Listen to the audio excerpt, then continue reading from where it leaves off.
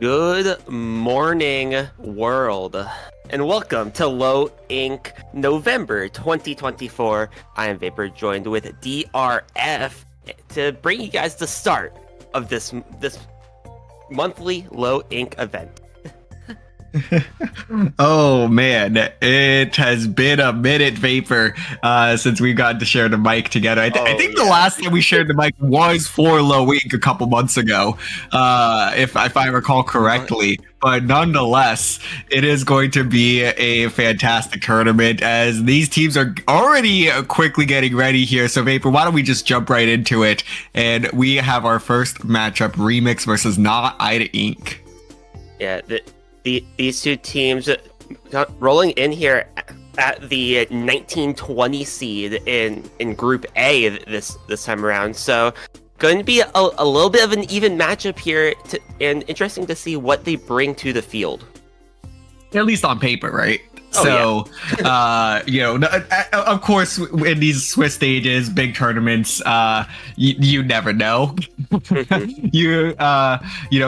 It becomes hard to seed at some point, and I'm sure that the seeders at Low Ink, they did their absolute best. And there is zero flaws to this.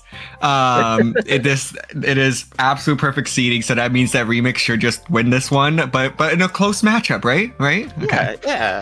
Yeah. But you never know. You never know though. We're gonna be starting off on Splat Zone's Hagglefish Market to begin with, anyway. So let's see what happens. Where the stage can cause a lot of a slow play around the neutral game, so just keep an eye going. All right, but it seems like we actually are not going to be getting into this game, as there is going to be a little bit of a TO hiccup here. And like I said, the TOs, right as I was saying, the TOs make no mistakes. It looks like we're going to have a small disruption, but I don't, these teams are definitely not aware of that small disruption that might be coming in here. But we're going to keep this rolling until things are completely changed otherwise. So right off the bat, I think Zuka going to be coming out. Yuyu is hitting the Zuka. That's 2 down on the side of Remix, and we are already seeing Not Ida Ink in full control of this zone. 30 seconds into this one, but Remix trying to use those tricks to find a way back in. Yeah, to try and move back in, but going 2 down anyway. This 52 dancing around with Neo. Finally, Neo ends up going down. It's going to be the pencil last one up for Remix to try to get the team back in. Finding the opposing pencil as well to try to create some opening. Booyah Bomb out from Organic to open up even more space. And just like that, numbers advantage for Remix to look to get this recap.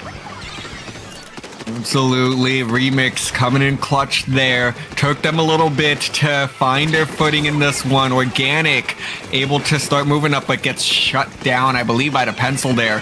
And this is now going to be a retake for Not Ida Ink as they push all of the members of Remix back with those trip strikes that I think that had come in there. And now Neo with trip strikes of their own. Slosher down. If they survive these whales, they should be able to make a move here with the strikes. They do. 1, 2, 3. Moving on back in. They're able to neutralize and flip that zone once again. Starlight poking around these corners with that blaster, popping out that wave breaker as well. Try to play some jump rope, getting the zone back in favor of Remix. 2 members down on Not Ida Ink, and advantage Remix as they make it through mid to find as much forward pressure as they can.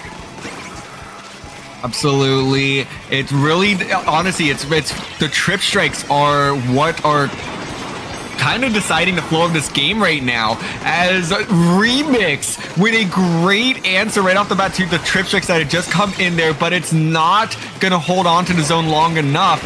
I thought that was actually really great and smart timing by Remix there to time those trip strikes as soon as Not Ida Ink launched theirs so they can retain control of the zone, but the players just did not stay up in order to maintain the full control, and Not Ida Ink actually just swam right through it and took control. Remix now back in control though, but they do have that 30-some point penalty that they're going to be working through here.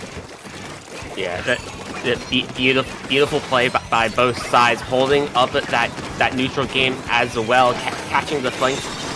It's going to be Not Inc. popping out two of the specials, the Trip Strike and the Whales. Booyah Bomb is ready to go for these Glookas as well. Zone control in favor of Not Inc. Booyah Bomb goes out, playing for the zone here. Not Inc. finds one going down. 3v3 on the field before it becomes a 2v2, and just like that, we're back in a neutral game as one member of Not Inc. goes for a flank as Organic fights the pencil, finds one in a trade. Yeah, Organic got a little aggressive there, but couldn't just hold their own in that fight. And now it is Not Inc. that seems like they're going to be riding a little bit of momentum here, but they do lose one. So be on the lookout, as this will be a remix retake once again. And it feels like these teams have been stuck at this 42-37 score for a little bit now. Whoever is ultimately going to break through that penalty first, I think is ultimately going to win this match, as we enter the final minute of what is now confirmed to be a warm-up match between these two teams. Once again, it's going to be Organic trying to play for that zone, but with two members going down on Remix, it's going to be advantage for Not Inc. Gal pushing up, finds that pencil to slow down the retake from Remix. Trip Strikes do get the zone retake once more, and again, it's going to be a fight for this penalty, going down little by little, neither team able to clear it. No, and I am shocked at just how stalematy this game has become, but that Booyah Bomb comes up massive. 15 seconds to play. Remix in a good position here, but no, the Gal saying otherwise, trying to make a move, but not going to be able to do it. The Trip Strike's coming in to try to clutch this one up, but not going to find it. It's actually going to be back and forth between these two teams, and Not Inc. Oh, wait! What a seesaw in the zone! And this is just a warm-up game! Overtime kicking in! These two teams have no idea that this game doesn't even matter! And they're fighting like their lives depend on it, and Remix comes out on top in a thrilling game that has zero consequences! Yeah, I was on that roller coaster of, oh, it's over. Oh no, we win. Oh no, it's back over. Because once that gal went down, trying to move into the zone, I was thinking that we were going to see a pincer play there, but gal went down. And I'm like, oh no, that pincer play's over. But then they get the retake back, and then back into favor of Remix. Hey, all I'm saying is I'm not mad. Like. Oh yeah. You know, I you know what I think happened? I think, Popgun is just thankful for the Splatoon community. It was like, we're gonna host a special deal today. Buy 18 games in day one, get one free.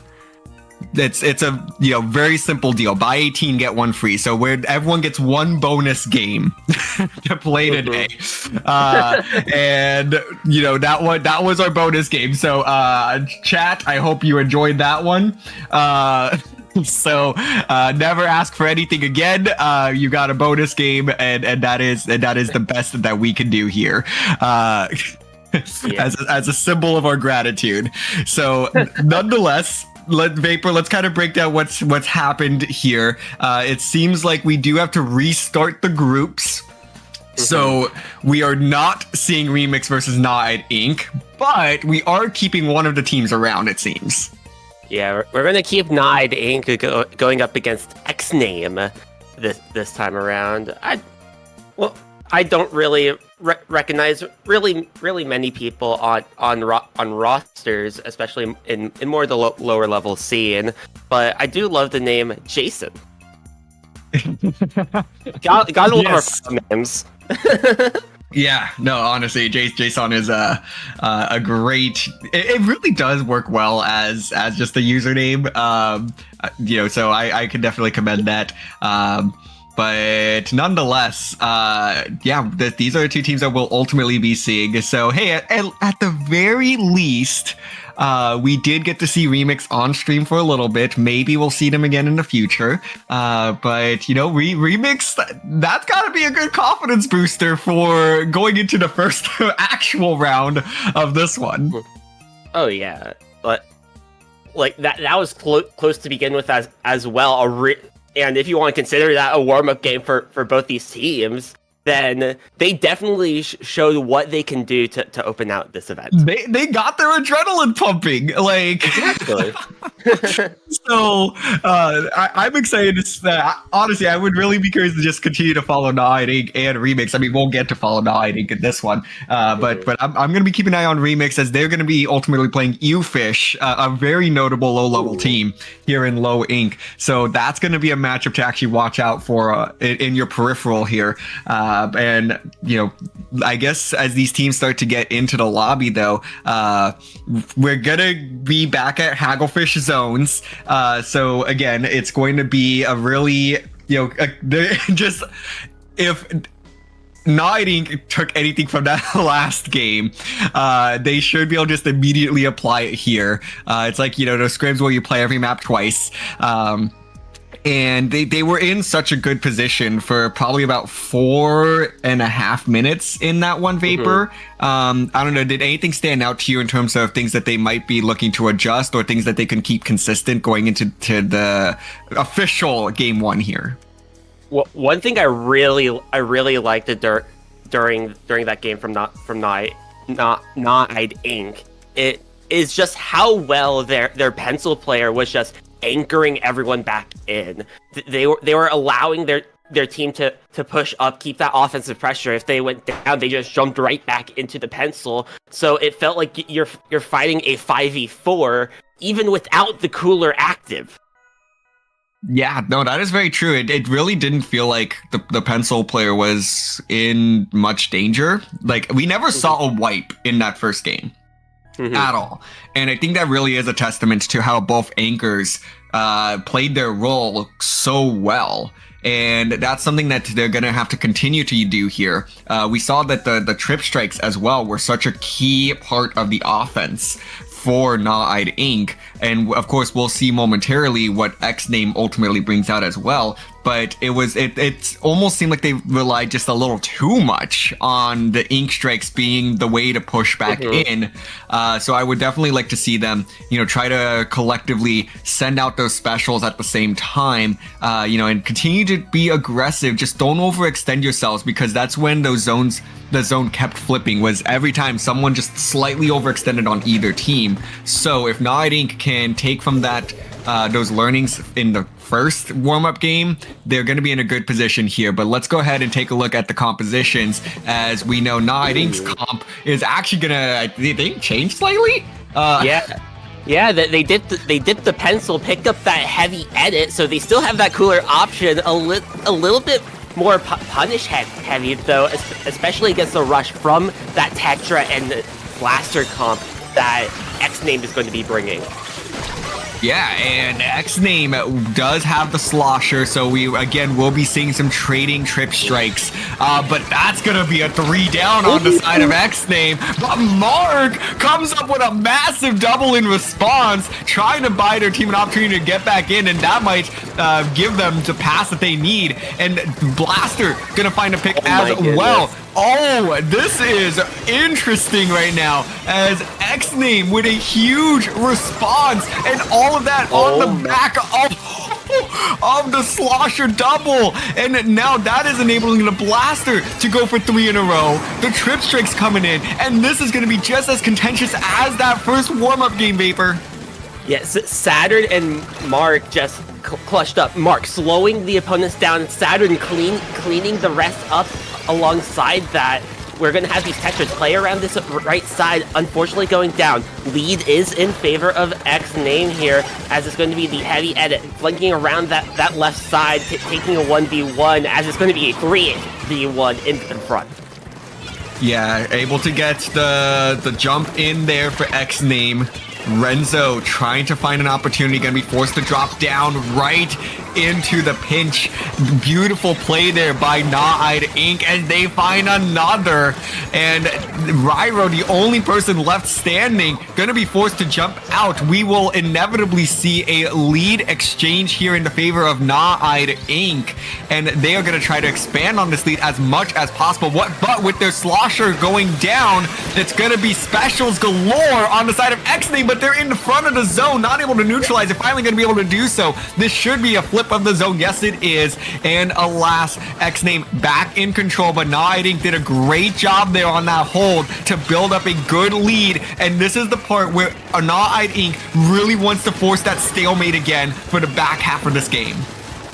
Yeah, keeping that paint down, Renzo painting up that zone. Trip Strikes out a little bit early from that slosher, but they get the catch anyway. Taking fight with the heavies. It's going to be Rosmantis trying to hold up, finding 3 members to keep their team back into this game, holding this lead. Trip Strikes out from Tax Fraud. There comes the slider though from Ryro, finding Tax Fraud on that bucket and trying to make a pincer play with their teammate, holding that zone and keeping those points going down. Splashdown from Saturn. Ryro holding team pincer here onto this 52 gal, but they're just going to get that pick and lead anyway.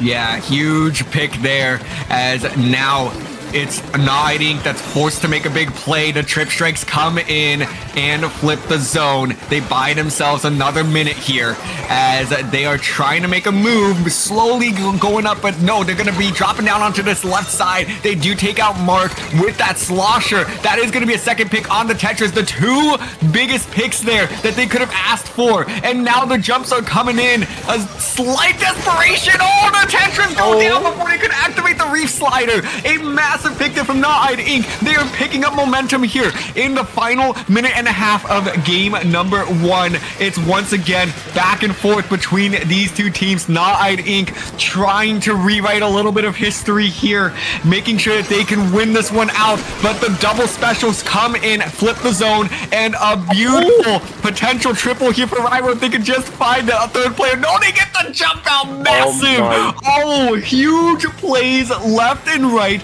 between both teams, making this wildly entertaining for just game 1, Vapor. Yeah, Tax Fraud going to be jumping out after using those Trip Strikes as well.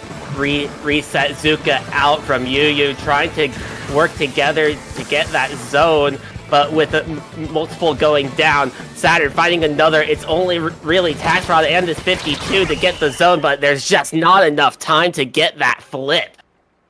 Yeah, right there at the end. XNAME, I believe it was Ryro was up and Saturn jumped in, or it was vice versa. The Zuka from Gnawed Ink actually did a good job of trying to open up a pathway on that left side to get into the zone, but that jump in just came in so clutch, and Gnawed Ink wasn't able to get everybody forward with that Zuka, and they ended up finding themselves in kind of a 2v2 situation, but there was one player on the weak side, backed up just a little bit, so XNAME was able to force what was essentially a 2v2 into 2 different 2v1 situations, and Gnawed Ink just did not have the specials or the manpower to get back in the zone and flip it right at the very end. So XNAME takes game number 1 in thrilling fashion, back to back. Splat Zones, Hagglefish, Market, just amazing matches. So we are going to be continuing with the markets and heading over to Mako Mart, Tower Control, as we get a bit of the replay here from this one. Yeah. We just missed that play, but Mark finding that double into this huge play by Saturn, finding 2 more to keep XNAME in the game, using that splashdown to open everything up for the Tetra to keep on moving forward. Yeah, and that early push was so pivotal to XNAME to getting control of the zone for the first time and being able to sustain control for a decent amount of time. I believe they ended up getting down to about 44 on that push, I think it was. So, really, really huge just play there to enable your teammates is really what that came down to. And XNAME, they need to continue to do that, especially tower control Makomart. If they do keep that blaster around, is going to be so pivotal. You want to enable a player like that. Oh, definitely. Like just having a blaster, even if you don't have the blaster, just chill on tower and poke around the tower on the offensive side. Just have them beneath the ledges, catch right above onto that snipe. If you can even get them on the snipe and poke around from the high ground as well, that will be very crucial for any sort of lockout potential for XNAME. Absolutely. Well, let's go ahead and dive on into this one. Tower Control Makomart, game number 2. Let's take a look at these compositions. Yep. Back down to anchorless on both sides. Zap on each, so they all have that cooler option. But it's going to be the crab tank from Ryro's Splat Dualies, switching off those Tetras with the longest range on this map. That is fascinating. And early on, these two teams are not going to waste any time skirmishing in mid. It is 3 down on the side of XNAME, and Na'Ine Inc. has a vendetta. They want to right some wrongs and automatically clearing this first checkpoint. They are on a roll to start, but a couple of players watching that ledge. Zuka's gonna come in and clean them up though. A huge play. Taxfraud trying to avoid that bomb. That felt like that bomb took forever to explode. And Taxfraud nonetheless survives, and this tower is all the way down to 52 remaining. But it is a quick exchange as XNAME finds 3 of their own. It is the Slosher forced to jump out of this one, and Vapor right off the bat. It seems like we are going to get a high-scoring affair between these two teams. Oh yeah. There's no real anchor here, so both teams need to rely on playing aggressive and playing together. So, and with this blaster right beneath the ledge, as I was pointing out, that will help clear that first checkpoint, moving through towards the second checkpoint lead, now in favor of XNAME here.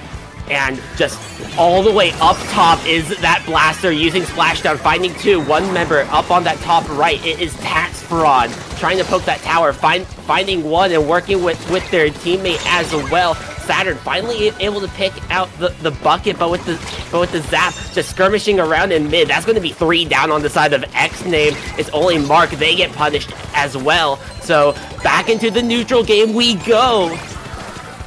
Oh, yeah, and I mean, what a phenomenal push out of XNAME to just take control of this game, especially following the opening that Na'Ine Inc. had. But Na'Ine Inc. trying to make a response here, not going to be able to do so this time. Hit me with the commentator's curse before I could even say it. But we are now approaching the halfway mark in this game, and again, this just continues to be an absolute brutal matchup. It just, every fight feels like it's resulting in 3 players on one side going down. But nonetheless, with these coolers, these teams are going to be getting back into the action pretty quickly, and these NZAPs are doing a phenomenal job on both teams to just continue to output coolers as quickly as possible. It does seem like XNAME did actually go get a bit of a stagger here, so they aren't going to have those coolers coming back in this time. But nonetheless, their teammates doing a phenomenal job of just maintaining some sort of control. Right now, it's Ryro on the back end, making a flank, able to find 2 plus the assist, make that 3 in the assist. We're going to call that an effective quad in my book, as they are on a tear. Ryro rides the tower, and they're telling their teams, go, go, go, start moving up. We have control of this tower. Let's try to knock this thing out. Yeah, and now with this gal playing very aggressive as well. Good pick by Mark, finding 1, holding another, or holding 2 other members right on top of them into that corner. Is going to be the Zap trying to move back into mid, back in the neutral game to get paint down as much as they can. But this is really, really good to know. It's all aggressiveness here from both of these teams, trying to get as much forward pressure as they can, but when one overextends just like that, everyone else is forced to back up on that team, or we're going to have a multiple down into a staggered wipe like we just had. Oh, that was 5 members on the field going down as Rosmontes trying to get out of the way, able to survive the pursuit. And with 45 seconds to go, we need to see Inc. come up with a couple of big picks here. And it's going to start with the dualies, but they do lose their shot in return.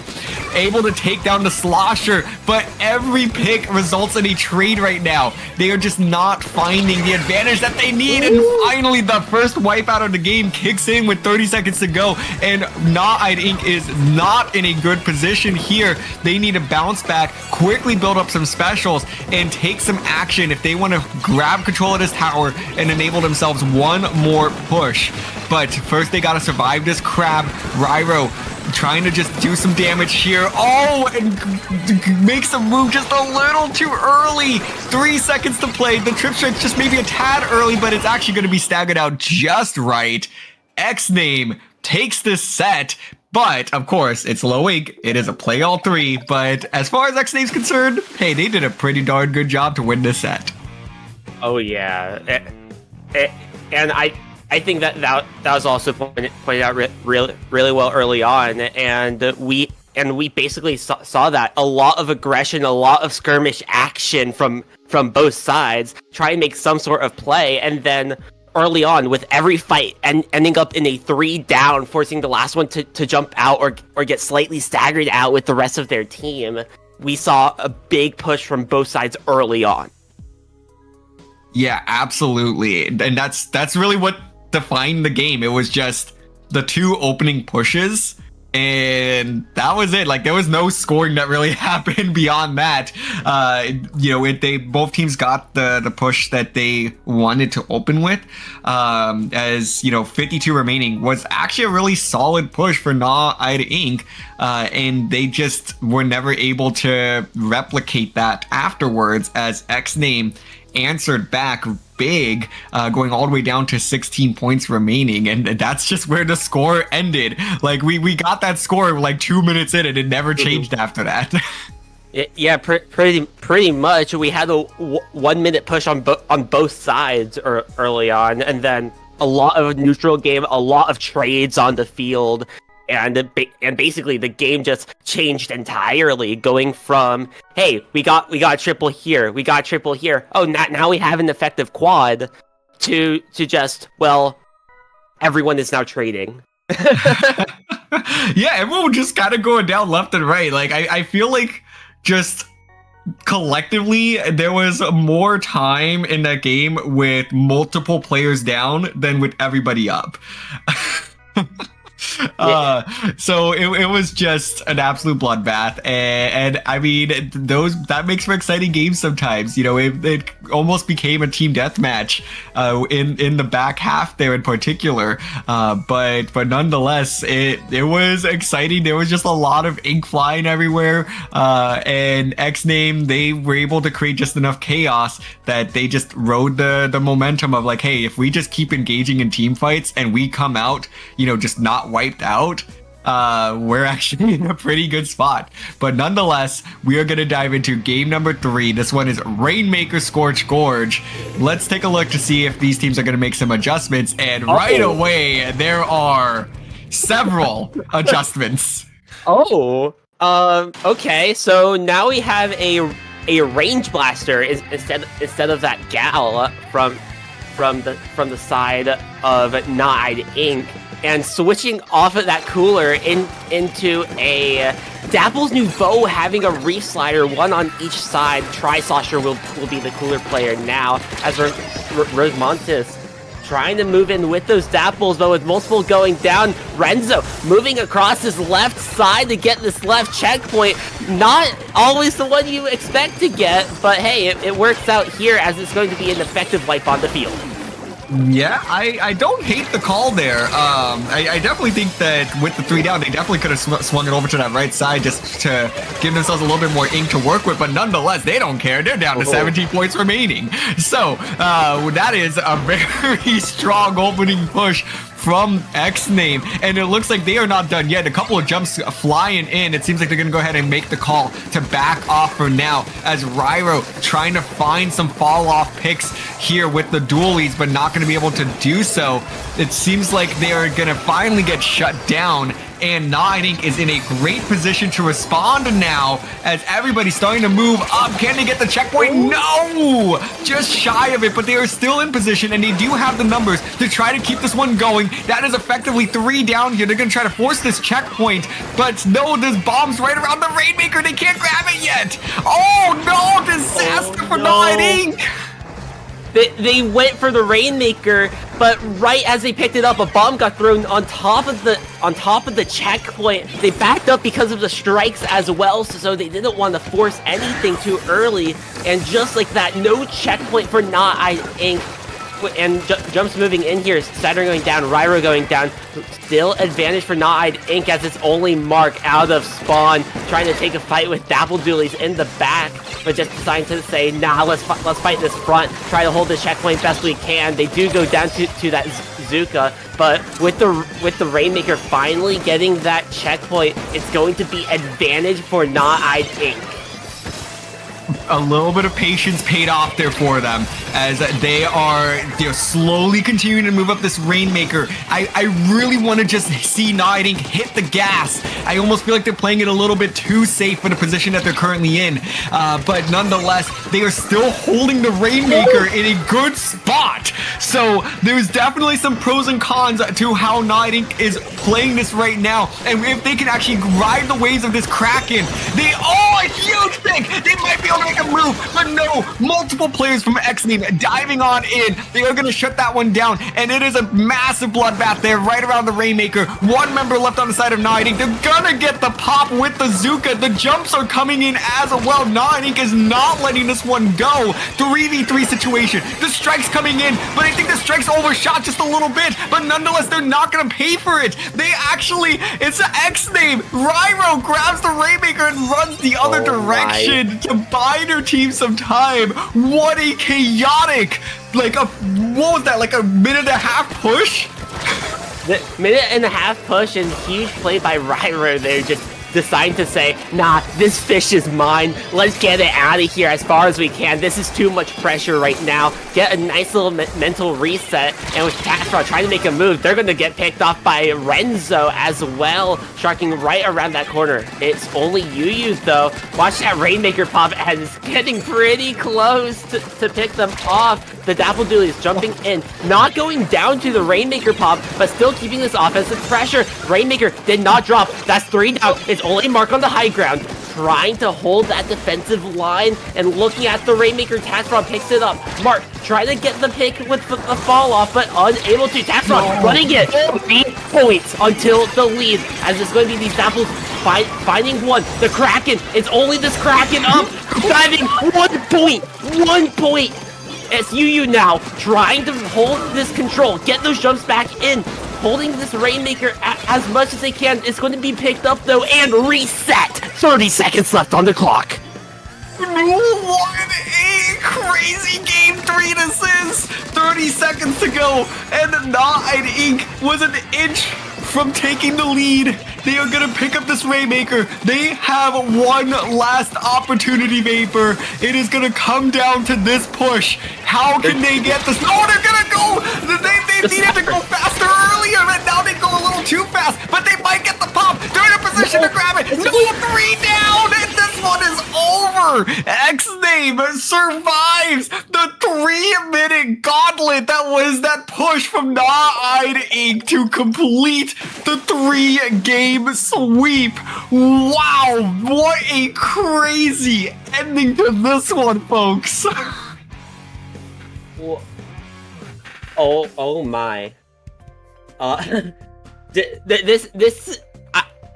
just put, if we had webcams on, that would be so much better. But I just basically dropped my head into my hands in disbelief because of how close that was. Really well played by XNAME there on the defensive end, and just keeping all of that defense up. Once the Rainmaker got close enough to that lead, or once they found a chance to drop that Rainmaker, they just said, all right, we're taking it. This is that ending push here. Tax Fraud trying to move up. It's going to be Rosmontis trying to get that slider out, but can't. The Kraken I trying thought to they had it there. I thought they had it there with the Kraken. I was like, this is a brilliant play. You're the last one up. You can get the pop and just, if you can time it right, just ride the momentum of the Kraken into the Rainmaker and get the lead. But it seemed like that XNAME was able to paint the ground just enough that momentum wasn't going to carry them the full way. So I thought for sure they had it there. Oh my goodness. Like, Gnawed Ink did such a good job there at the end of just effectively holding a 3-minute push. Like, I don't think you could have asked for much better in terms of how they held on to that offensive front. Like, the fact that the Rainmaker was effectively only reset once, and there was the one time that Ryro ran away with it, going the opposite direction, but they were able to stop that pretty quickly. They just, every time, as long as one person was up, the push was gonna keep going. Like, it was just, everything was done correctly. They just let up too many points in that opening push. Yeah, and that's what it came down to. That's what XNAME did well the entire set. They got an early lead and they held that lead the entire game, basically playing neutral or defense for 4 minutes each game. Yeah. Honestly, you're right. It really was just, hey, let's just score as many points as we can at the start, and the defense is going to carry us the rest of the way through. And they recognized those win conditions and they executed on them. So this is a team that, I don't know if that's normally how their games and sets go, but nonetheless, they found the recipe for this matchup. And I think this is something that we will probably continue to see from them in the future. So I'm excited to see if where this XNAME team continues to go. It seems like if they continue to play like that, they could find themselves very easily in a day 2 bracket. So we'll have to kind of see. But XNAME, I mean, congrats. That was some of the most gutsy Splatoon that I have seen in low ink. So you all deserve a pat on the back, because it is not easy to play defense like that for so long. Yeah, I also want to give credit to Gnawed Ink. Even if they didn't get the win in any of those ending games, they still put so much offensive pressure. Like, yeah, XNAME was on the defensive end for 4 minutes every game, but that also goes credit to Gnawed Ink keeping that offensive pressure going for 4 minutes every single game. Oh man, yeah, no, they need to give themselves just a few minute break on that one to breathe in, say, you know what, we earned that win, like, we're happy with it. Give us like 2 minutes to just settle back in, get some of those nerves out, and we'll ready up for this next round. As as we're looking at Group A here, all of the matches are complete, so round 2 should be starting pretty shortly. But nonetheless, Vapor, looking at some of these matches, I mean, there's a lot of teams that you and I are familiar with here. Oh, hey, UCSD Esports Gold. Hey. Yeah, they're playing in a low ink for once. So, like, they actually woke up. Shout out to the UCSD students. Those are my people over there. And I'm so happy that nobody overslept. What is this, 2019? I know, right? So, hey, they're off to a good start. So I'm happy about that. And we do see a lot of other collegiate teams here as well. That makes me very, very happy. We have 2 Rochester teams in Group A, Rochester Institute of Technology, Orange Kois, and the Black Sea Dragons, both falling short in round 1. But nonetheless, I mean, they're both looking pretty good. Or at least they're both looking good in the CCA. So I'm excited to see if they can translate some of that success over to low ink today. And then, of course, UMass D Goop Squad. Ooh. And they go by Corsairs in unless this is a different team, I'd have to check the rosters. But I guess they are utilizing a different name for the low wing tournament here. But yeah, you know what? Hey, this is the CCA takeover in day one low wing. Because I know Neptune's gonna be on the mic later, and Keon, signature CCA commentator as well. So I'm gonna take this opportunity to shout us out. Obama putting on the medal for Obama. Yeah, I mean, we love our collegiate people, especially when it comes to the actual players finding their way to play outside of the CCA as well to prove themselves. So some other notable teams, they're in collegiate. Big fat sea cows is another collegiate team from Virginia Commonwealth University that did recently get low wing banned, if I remember correctly. If I can have a fact check on that. they got their certificate at Riptide. Okay. I'm not crazy, but You're not crazy. Round two matches. Vapor. I am so excited for this round 2 matchup. The TZS. Hey, this might be a CCA takeover. It's also a TZS takeover for Block 1 specifically. And we have the official TZS sponsors in Six-Pack Yokes on stream. Oh, I am so happy that this is the matchup we got. So shout out to Six-Pack Yokes for sponsoring the Riptide Monopoly tournament that happened with their gracious donation of Mountain Dew. They have been a very great partner to work with over at TZS, and I'm so happy we're gonna get to commentate them now. They're all of it very, very nice people. I haven't actually seen any of them play in an event. I've never actually seen them play. But that's wild. Yeah, but what kind like you come on, we're sponsored by them and you've never seen them play? I've never seen them play, but they're all very, very nice people individually.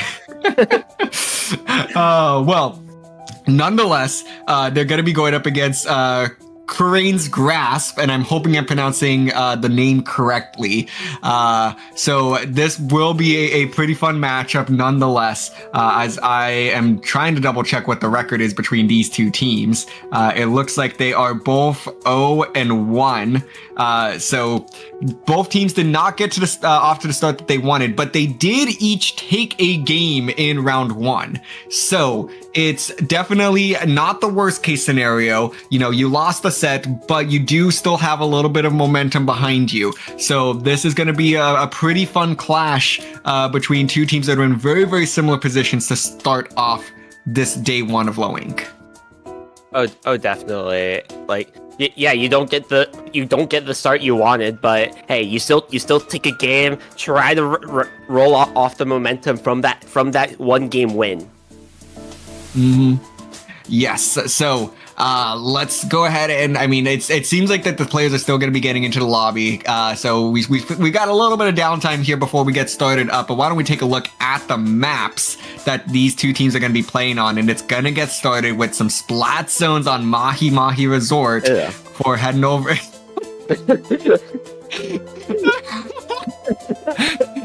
the audible disgust in your voice, Vapor.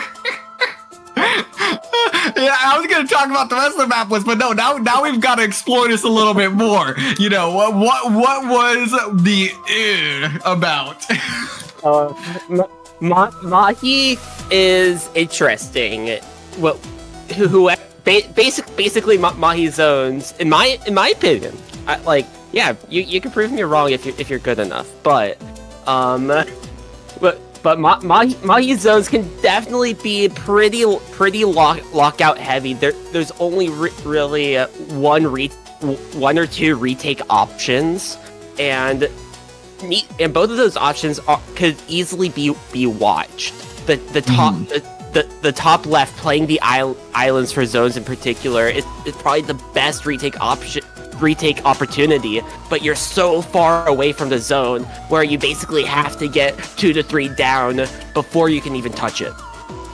Yeah, and that's very fair. I mean, you know, Splat Zones Mahi Mahi is not a great map for the first 40 points of objective control on either side. So I do agree that early Mahi Mahi is definitely really tricky to navigate, and it just, in my opinion, is not the most exciting Splatoon that you can get. But then once it does open up, it does add a few more options. But even then, like you did say, some of the retake options are a little bit limited. It can be lockout heavy if the team in control plays their cards right. But nonetheless, I mean, you do tend to get some good back and forth between teams on this map mode. Like, again, if they're playing their cards right. But I mean, hey, we'll see what the story is between these two squads. So yeah, I do agree. Splatzone's Mahi Mahi might not be, my favorite or your favorite, but hey, as everyone likes to say, we're TZS. We don't get opinions, right? Or something like that. Something like that. Yeah, something like that. But I'm not a fan of Game 2 either, but we're going to get rolling right into Game 1 here. We'll when we get there, Vapor, because I know you and I have some choice opinions there as well. But nonetheless, Splatzone's Mahi Mahi. We are diving on in as we take a bit of a journey around the map. There we go. All right, so, oh boy. I am beautiful. Vapor, I'm going to hand this one right off to you. Because I need you to dissect the compositions that these two teams are running, because Six Pack is making a statement with their weapon choices. That is very paint heavy, and I love it. That mini Splatling with that arrow spray and Sploosh. The Sploosh is just going to be your main skirmisher. The arrow spray, you have that slider for those quick caps onto zone. Mini bubble can help shred things out, but early on doesn't matter, as it's going to only be Lyric going down. That is a wipe in favor of Six Pack Yokes. Yeah, a great start. I was definitely a little bit worried, like as I said, it's very paint heavy, but it's not necessarily going to be the best at getting kills. But nonetheless, they actually did get the wipe out there, and it's going to rely on a lot of teamwork to make that happen. And Vowels, a little bit early, jumped the gun on the water levels lowering on this stage. They're going to pay the price for it, but that means that Kurain's Grasp is now in control for the first time this game. They are quickly working on that scoreboard, trying to tighten up the score, possibly even take the lead. They have two specials in their hand, but the trip strikes go down. And now with 4 specials online, Six Pack Yokes is going to be looking to try to force the zone flip and able to pick off the pencil. That is huge. They neutralize it just in time, but they haven't flipped it yet. How is Kurain still having control of the zone? And finally, Six Pack Yokes flip that zone, and they are looking to get through the penalty as fast as possible. Vapor, oh, what a thrilling start to this one. This is enjoyable. I love watching this already. It's going to be Vowels in the zone, trying to stay alive. Cap does go in favor of Kieran's Grasp here, as 2 members of Six Pack jumping out. Lyric all the way up top, trying to use that slider to distract, but gets punished pretty quickly. Height trying to play this right side on the retake. Bubble is ready to go, working with that slider from the arrow spray. Height finding one, another in the bubble. There's 2 down. It's only the pencil left alive as the Six Pack Yokes gets that recap. Yeah, a great double there from the mini to really help facilitate that zone flip. And now they are already at the end of their penalty. These trip strikes coming in, but just missing the zone. And now a bit of a stagger as well. Six Pack Yokes with the numbers advantage. They're going to hold on to the zone and start adding onto the lead. Some jumps coming in. Hammer is going to be trading, and the Six Pack Yokes are going to get outnumbered. But somehow the mini able to find one. Lyric ultimately going to be cleaning them up. And now this is Kurain's Grasp in control once again. These penalties are not very large, Vapor, so we're going to be continuing to see a lot of these zone flips and into possible lead exchanges as we enter the final 2 minutes of this one, as the Reef Slider comes up massive, able to pick off several members there. Hype now moving up, and this is a great spot for the six-pack Yokes to be in if they can clear up Lyric, and they do. The trip strike's coming in, but is there a follow-up? No, there isn't at this time, and six-pack Yokes continue to hold on to the zone. Yeah, and the bubble as well to keep that control further up. It's going to still hold control for six-pack Yokes. Finding the decapitator as well. Holding this left side does end up getting picked off by that pencil, but these trip strikes going to help try to get the recap here. As they do, the Reef Slider though, farm the errors, is able to re-take zone. And six-pack Yokes trying to hold on to this, not able to do so. So it's Kurain's Grasp going to be forcing that jump out as well. And again, these penalties are not very large. So Kurain's Grasp is now in control of the zone. They know that they had an effective wipeout there.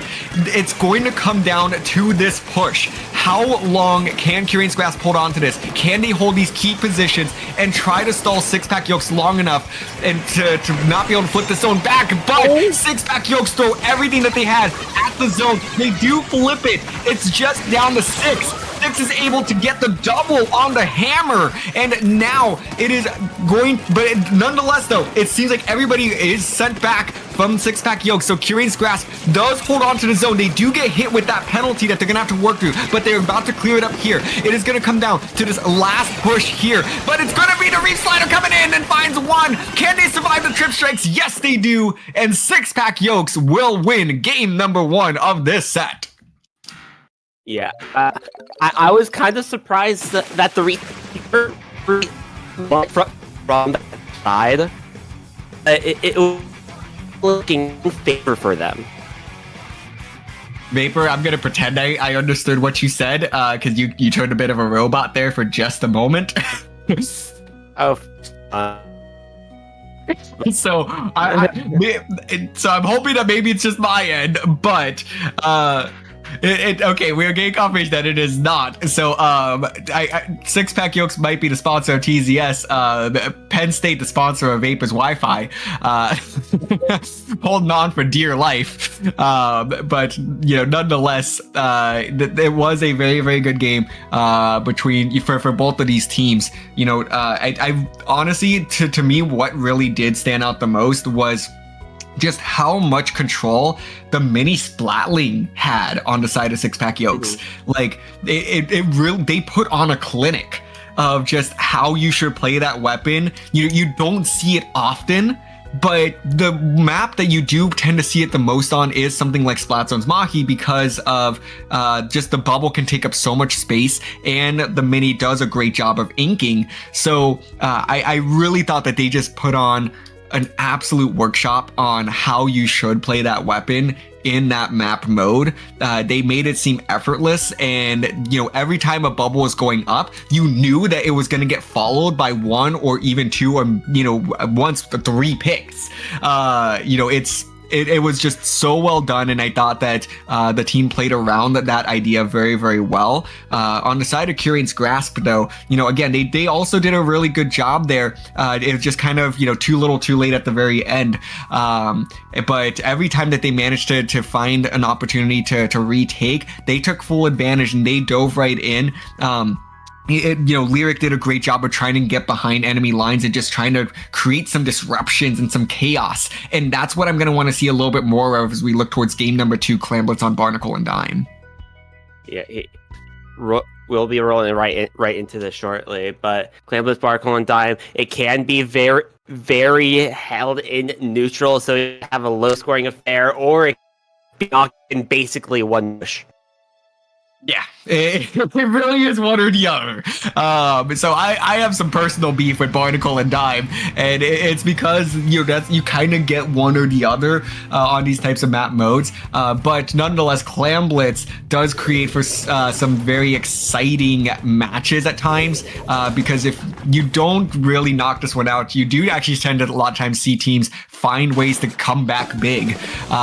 So let's go ahead and dive on into this one. We do have several adjustments being made as we see the six-pack Yokes now switching over to that zap and the heavy edit. And then on the flip side, Kurain's Grasp changing a bunch of things, that most notably bringing out the wiper and the carbon deco.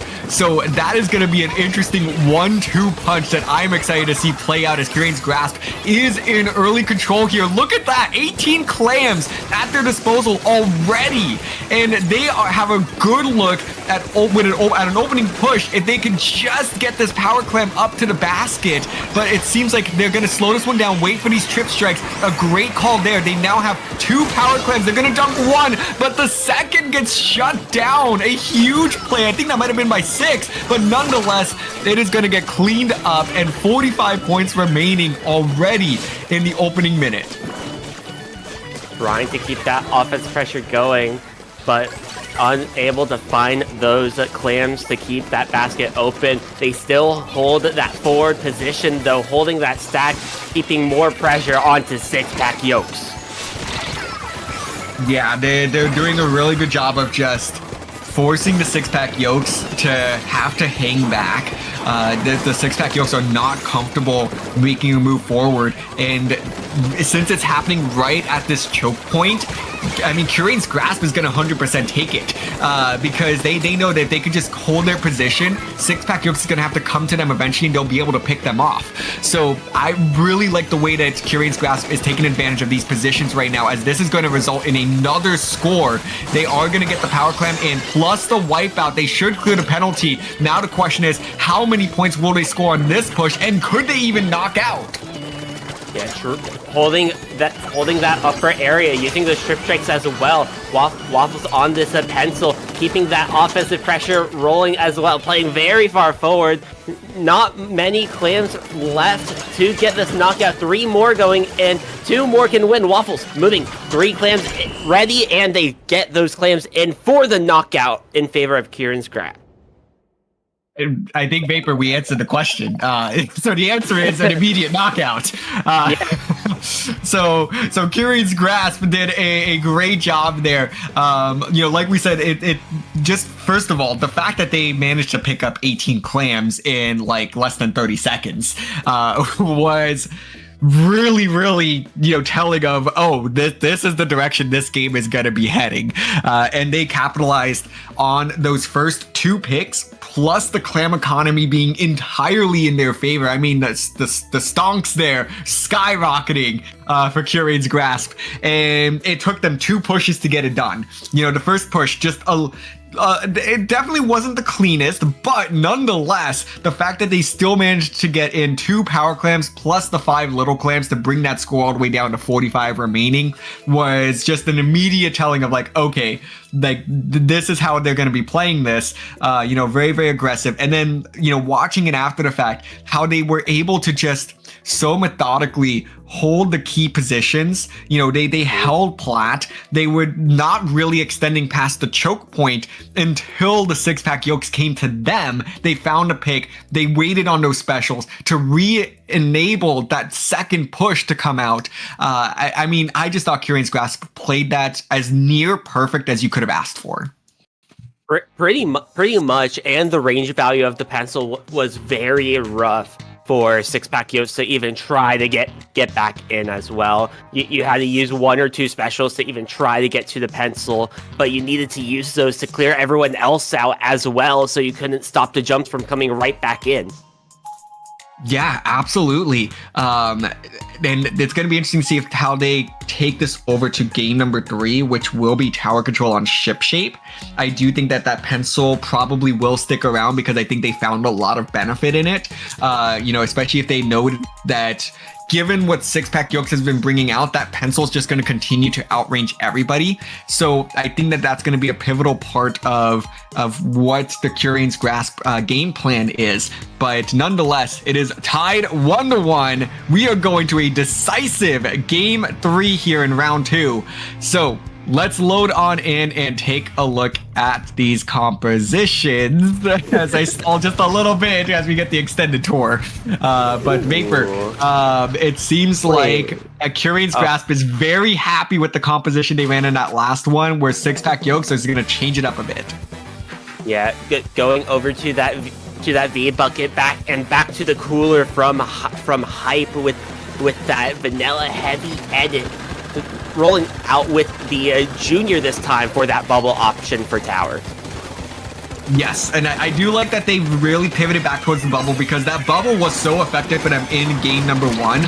I don't know if the mini would have been the right thing to bring back out here, so I do like the fact that they pivoted over to that Junior instead.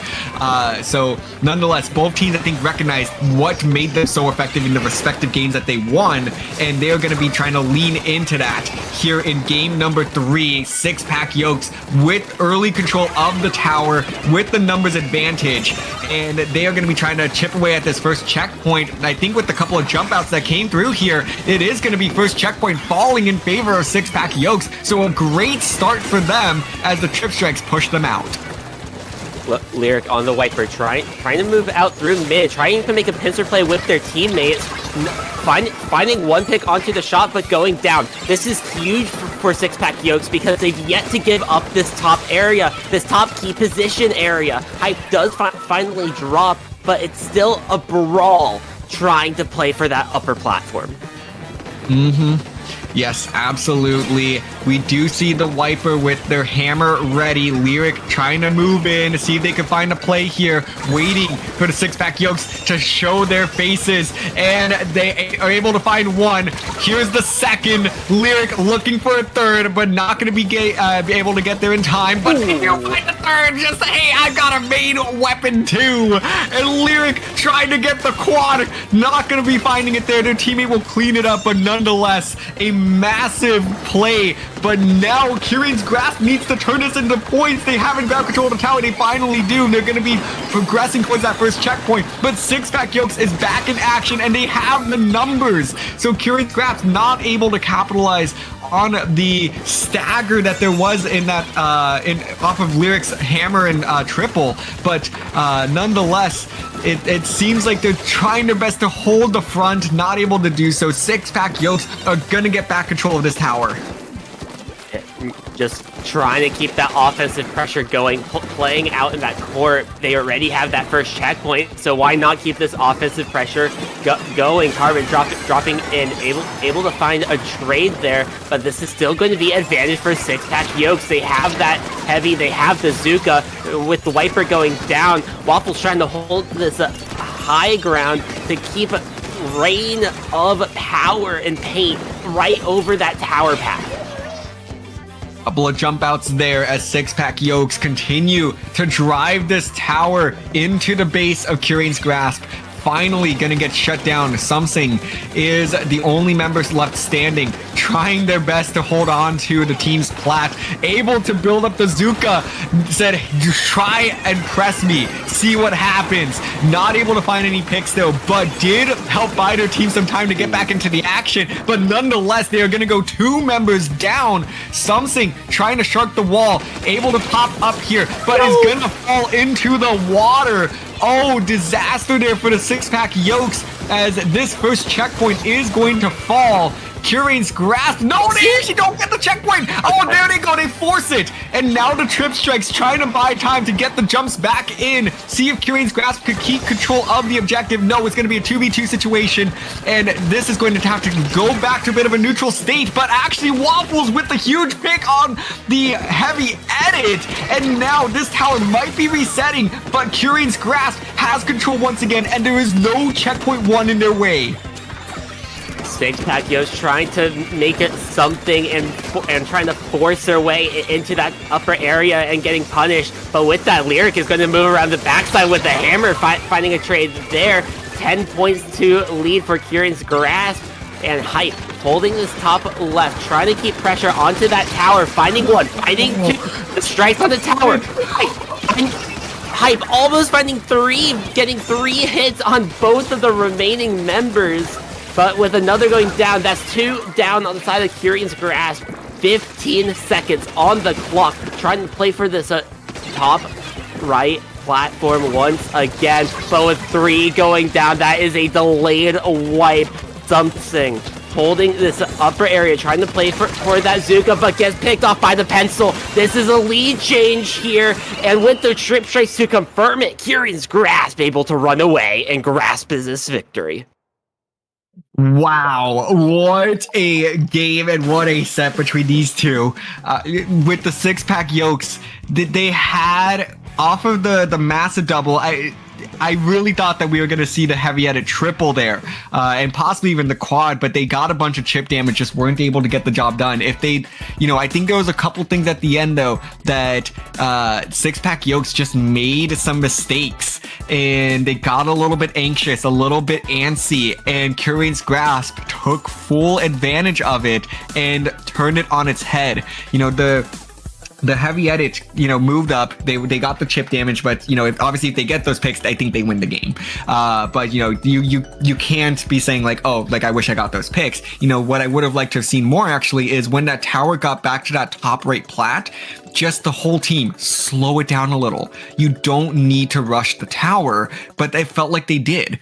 And especially with the GG strikes going down as the team is rushing the tower, that just gave Kurain's Grasp everything that they needed to try to make that overtime push, and they did. So 6-pack Yokes, I thought they played that very, very well. Just a little bit anxious energy there at the end, and a couple of things I think that they can definitely take to the workshop, and clean up a little bit. But nonetheless, a very well fought matchup between both squads, and Kurain's Grasp, congratulations, coming out on top in a really thrilling 3-game set there.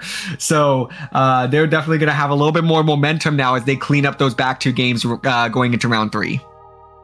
Yeah, and definitely like huge offensive play, just keeping those key positions once you got there and getting those jumps right back in. That is always going to be the key. Looking into these matches, are you able to get to that key position, and how long are you going to be able to hold it? Exactly. Well, nonetheless, that is going to be the end of this round 2. So I think we are going to take a short little water break as the rest of the matches in this round get finished up. So stick with us. Round 3 of Low Ink is going to be coming up in just a little bit. So join Vapor and I for one more chance to hear our lovely voices on the mic. Remember, we got a special today. We got a free game. So nonetheless, 3 more games coming your way at the other side of this break.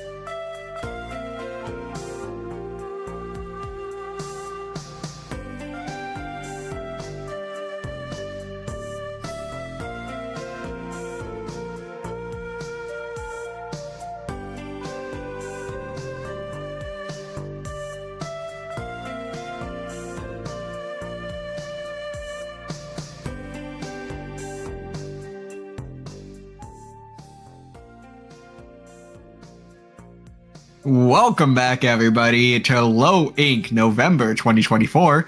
It is round 3 of day 1. We are ready to wrap up the first half of the day. I am DRF, joined by Vapor, to bring you the next round of exciting Low Ink action as we have our next 2 teams lined up, but I think we're still working on making sure they're aware that they're on stream. So Vapor, why don't we talk about the teams that we are going to be witnessing here today?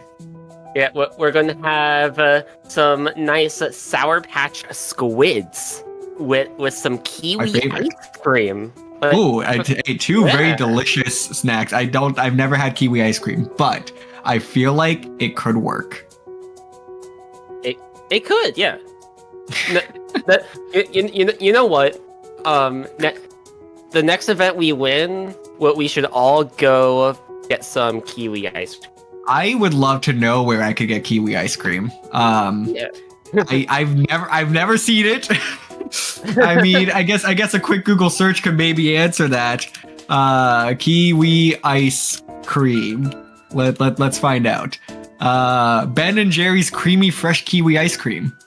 Oh, cool. So, is this actually a Ben and Jerry's flavor? Hold on.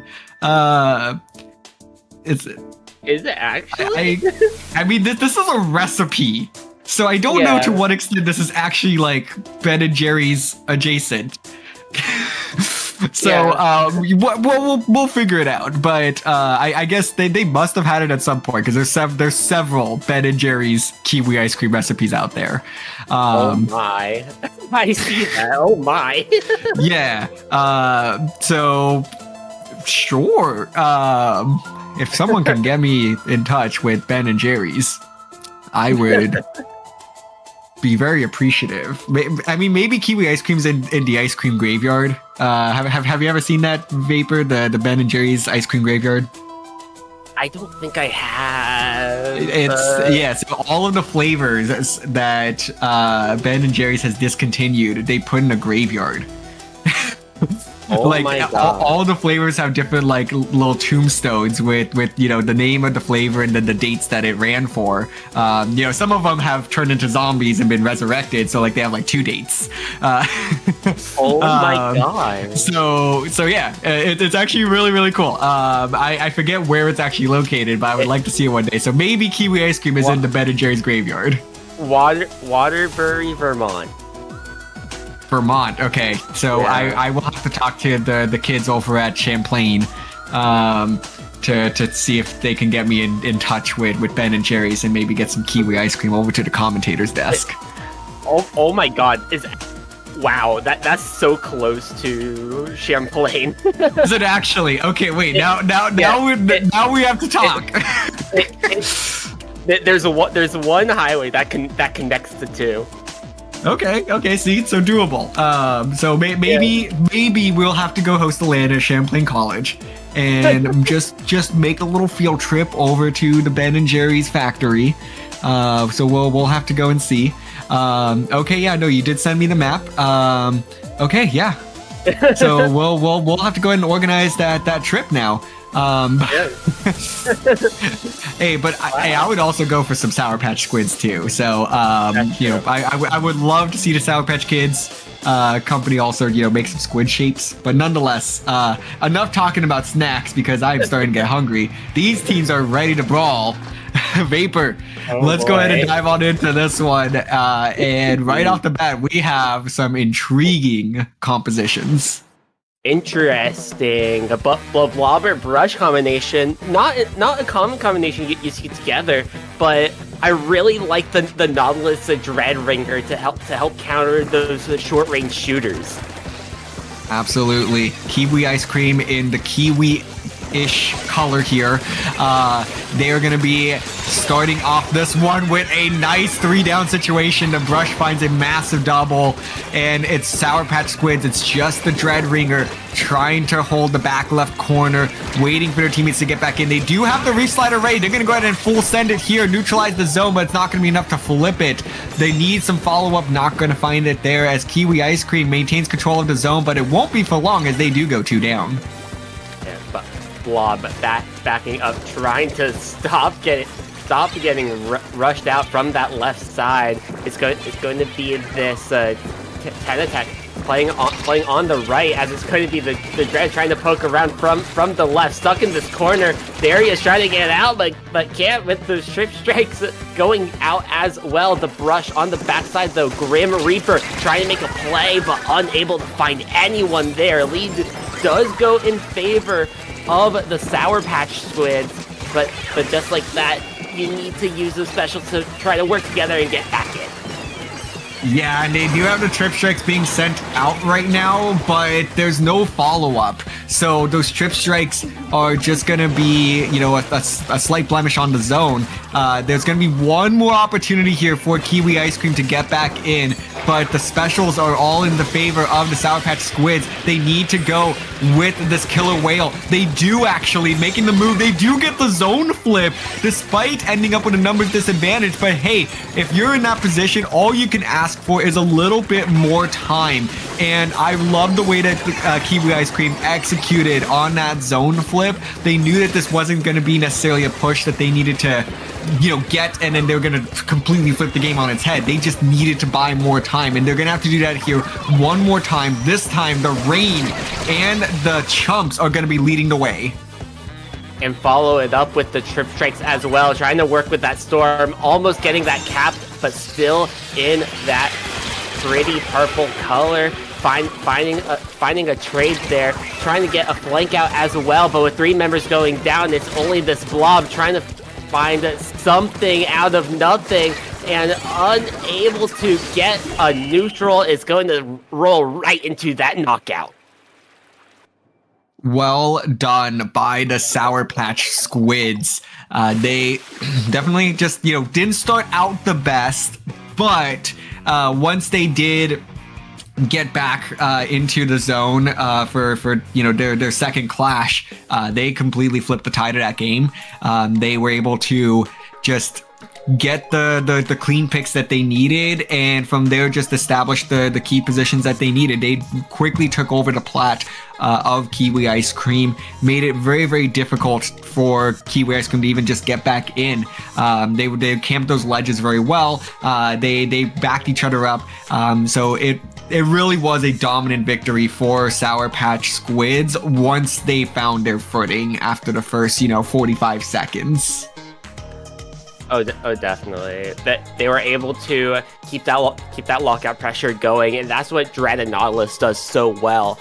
If you rush into them alone, then it's almost GG go next in that fight. So you have to work together, play around the specials, and try to get some potential pincer plays, or somehow make that fight into a 2v1 to try to get them out to move forward. Mm-hmm.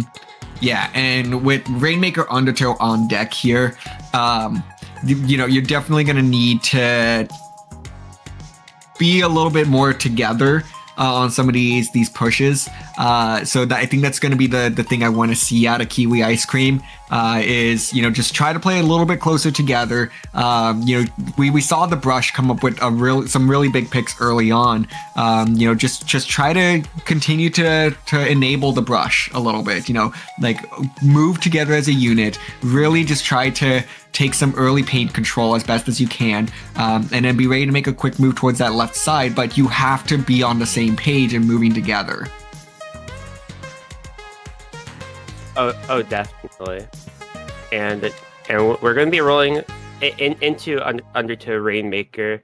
You want to use the sides as much as possible to find those flank opportunities. Yeah, so we'll see what shakes out here as the compositions do load in. We are going to be switching from the ink brush over to the Octo Brush. And I believe that is the same comp out. Oh, okay, we are going to be resetting this one. So we'll go ahead and get everyone back to the lobby. Might be an issue of substitutions or whatnot. So it sounds like it was a substitution that we are going to be looking towards. So we'll keep you posted on who ends up kind of moving out here. But I guess that gives us more time to talk about ice cream graveyards and imaginary snacks that we wish existed.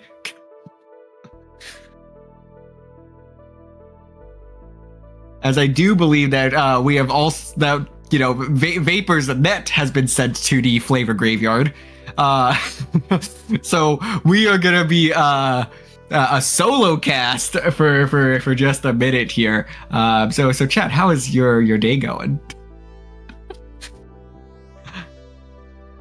I'm watching you all in the chat. Don't act like I don't see what's going on over there. But as Vapor does try to get his net back in order, I did not actually see any substitutions being made, so question marks of I think what actually happened. These teams are going to be ready to go, and I do think Vapor is back right on time. Vapor, is that you? Good morning, world. We are back. We are ready to get this going. Back to the blob octobrush this time around, and going to keep that Nautilus into the 52 as well for the side of the Sour Kid or Squids. Yes. So early on, it does seem like the pop is in favor of Kiwi Ice Cream, but so far, both teams really respecting each other. Slowly, folks starting to move up. The Wiper going to be the first one down in this matchup, 25 seconds in, and it is really the only pick that we have seen so far. Both teams continuing to just try to utilize some distance as best as possible. The Wiper going 2 for 2, going down there. But so far, neither team really wants to be the first to make that move, as Sour Patch Squids were trying to utilize the Wiper to be the ones to make that move. And nonetheless, 2 down on the side of the Squids. And it is Kiwi Ice Cream that picks up the Rainmaker, swings it to the left side, but not going to get very many points on the board. Forced to back up now. And now they're going to have to kind of start all over once again. It seems like both teams just really, right now, Vapor, that neither one wants to be the aggressor. Neither of these teams really want to do anything until they have that numbers advantage, which is all fair and dandy, especially if you can get that right checkpoint just like that. But with Green Reaper on the backside, finding 2, we're gonna have a 2v2 fight here with trying to poke around these ledges. Evergreen finding the pick onto that Wiper, almost at that bubble, going down to a bomb though, but a checkpoint is still in favor of the Squids. Yes, a great move there. It didn't really require them to actually get very many picks. It just was the pressure that forced Kiwi Ice Cream back, and they started to hesitate, and Sour Patch Squids took full advantage. They cleared the checkpoint now, and it is up to Kiwi Ice Cream to have to make a play. Grim Reaper doing a great job of getting behind enemy lines, and now they're going to utilize the Zipcaster to try to catch back up with the Rainmaker.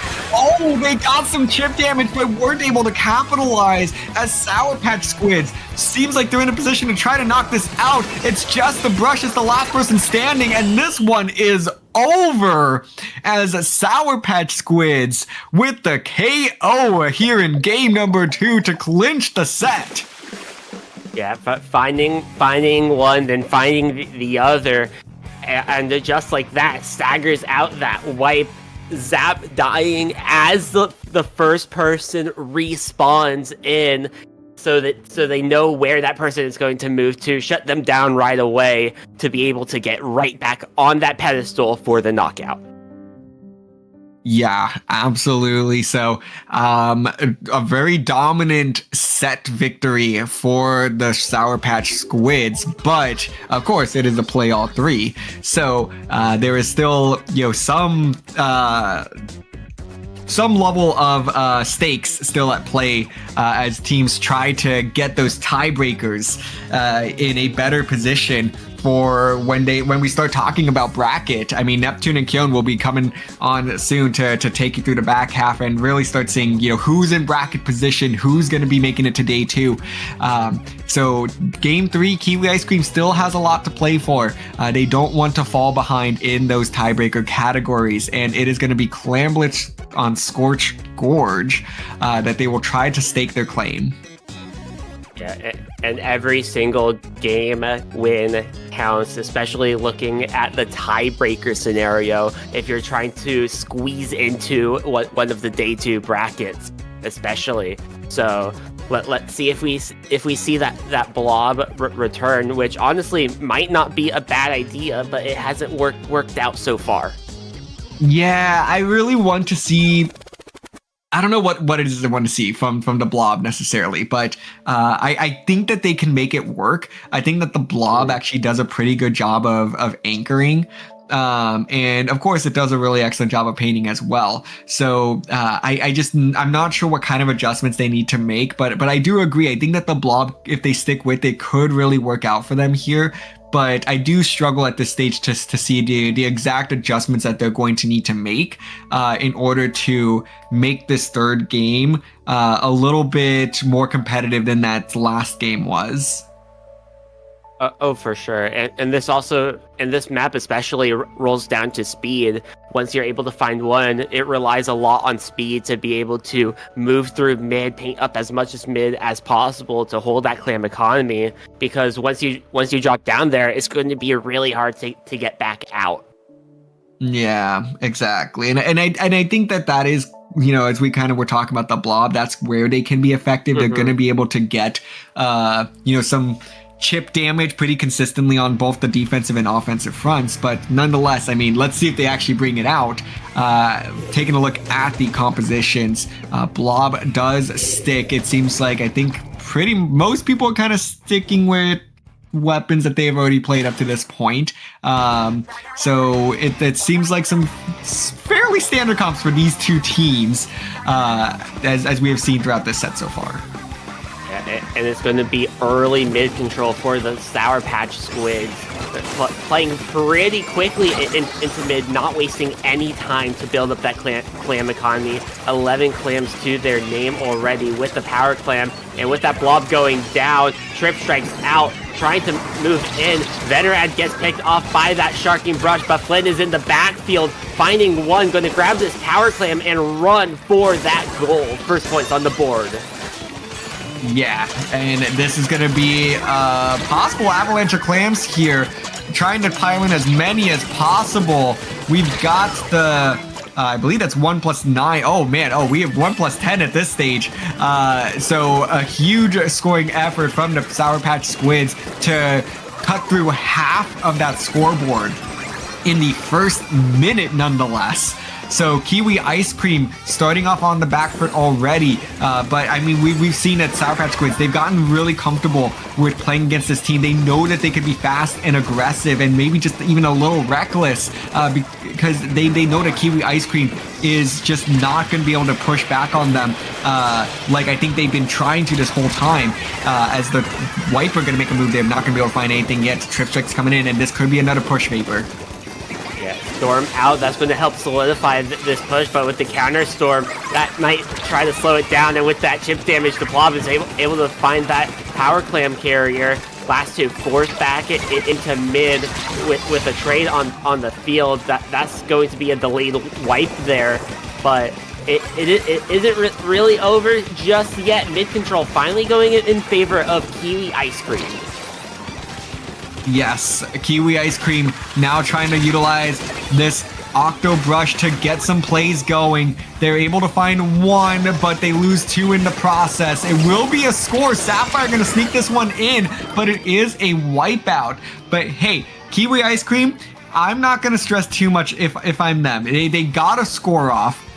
They did get wiped out, but I really think that this just having a little bit of chip damage on the scoreboard is going to help them in the long run, because they're starting to pick up the aggression here, and that's what I've been wanting to see from them all set. And if they can just continue to keep this up, we might be able to see a potential lead flip.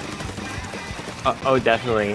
we have the Brush. Trying to be a little bit sharky, finds one, 3v3 on the field. Brush gets punished, trying to escape the range of that Nautilus though.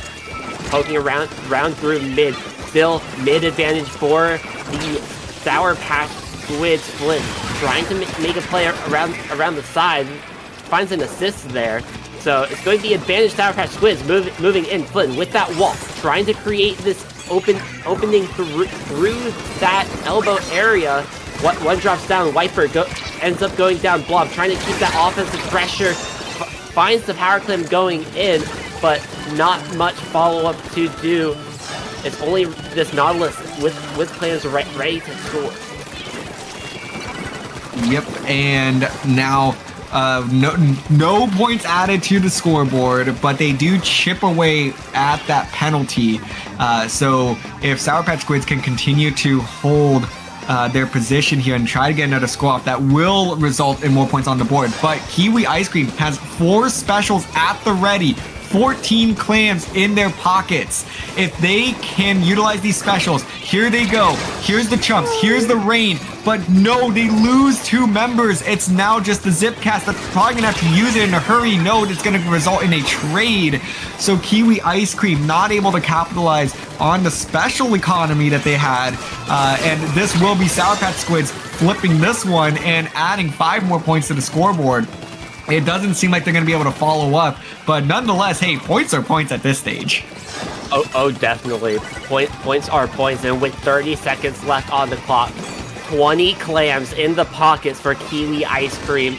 One huge push can definitely take this game right back into their favor. Here goes the Trip Strike from Venrad, finding 2. Oh. That might end at upcoming push, and with 3 coming down, it's only Grim Reaper trying to find something, but that's going to be a delayed wipe. Was that a quad? That might have been the quad from Venrad. That might have been the quad, but with 3 seconds and counting left on the clock, we are in overtime. It's only that 52 sharking right beneath.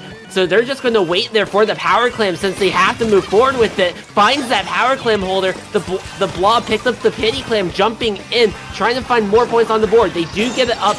Throwing more clams is that Brush, but there is not going to be enough time for anyone else to get back in with more clams.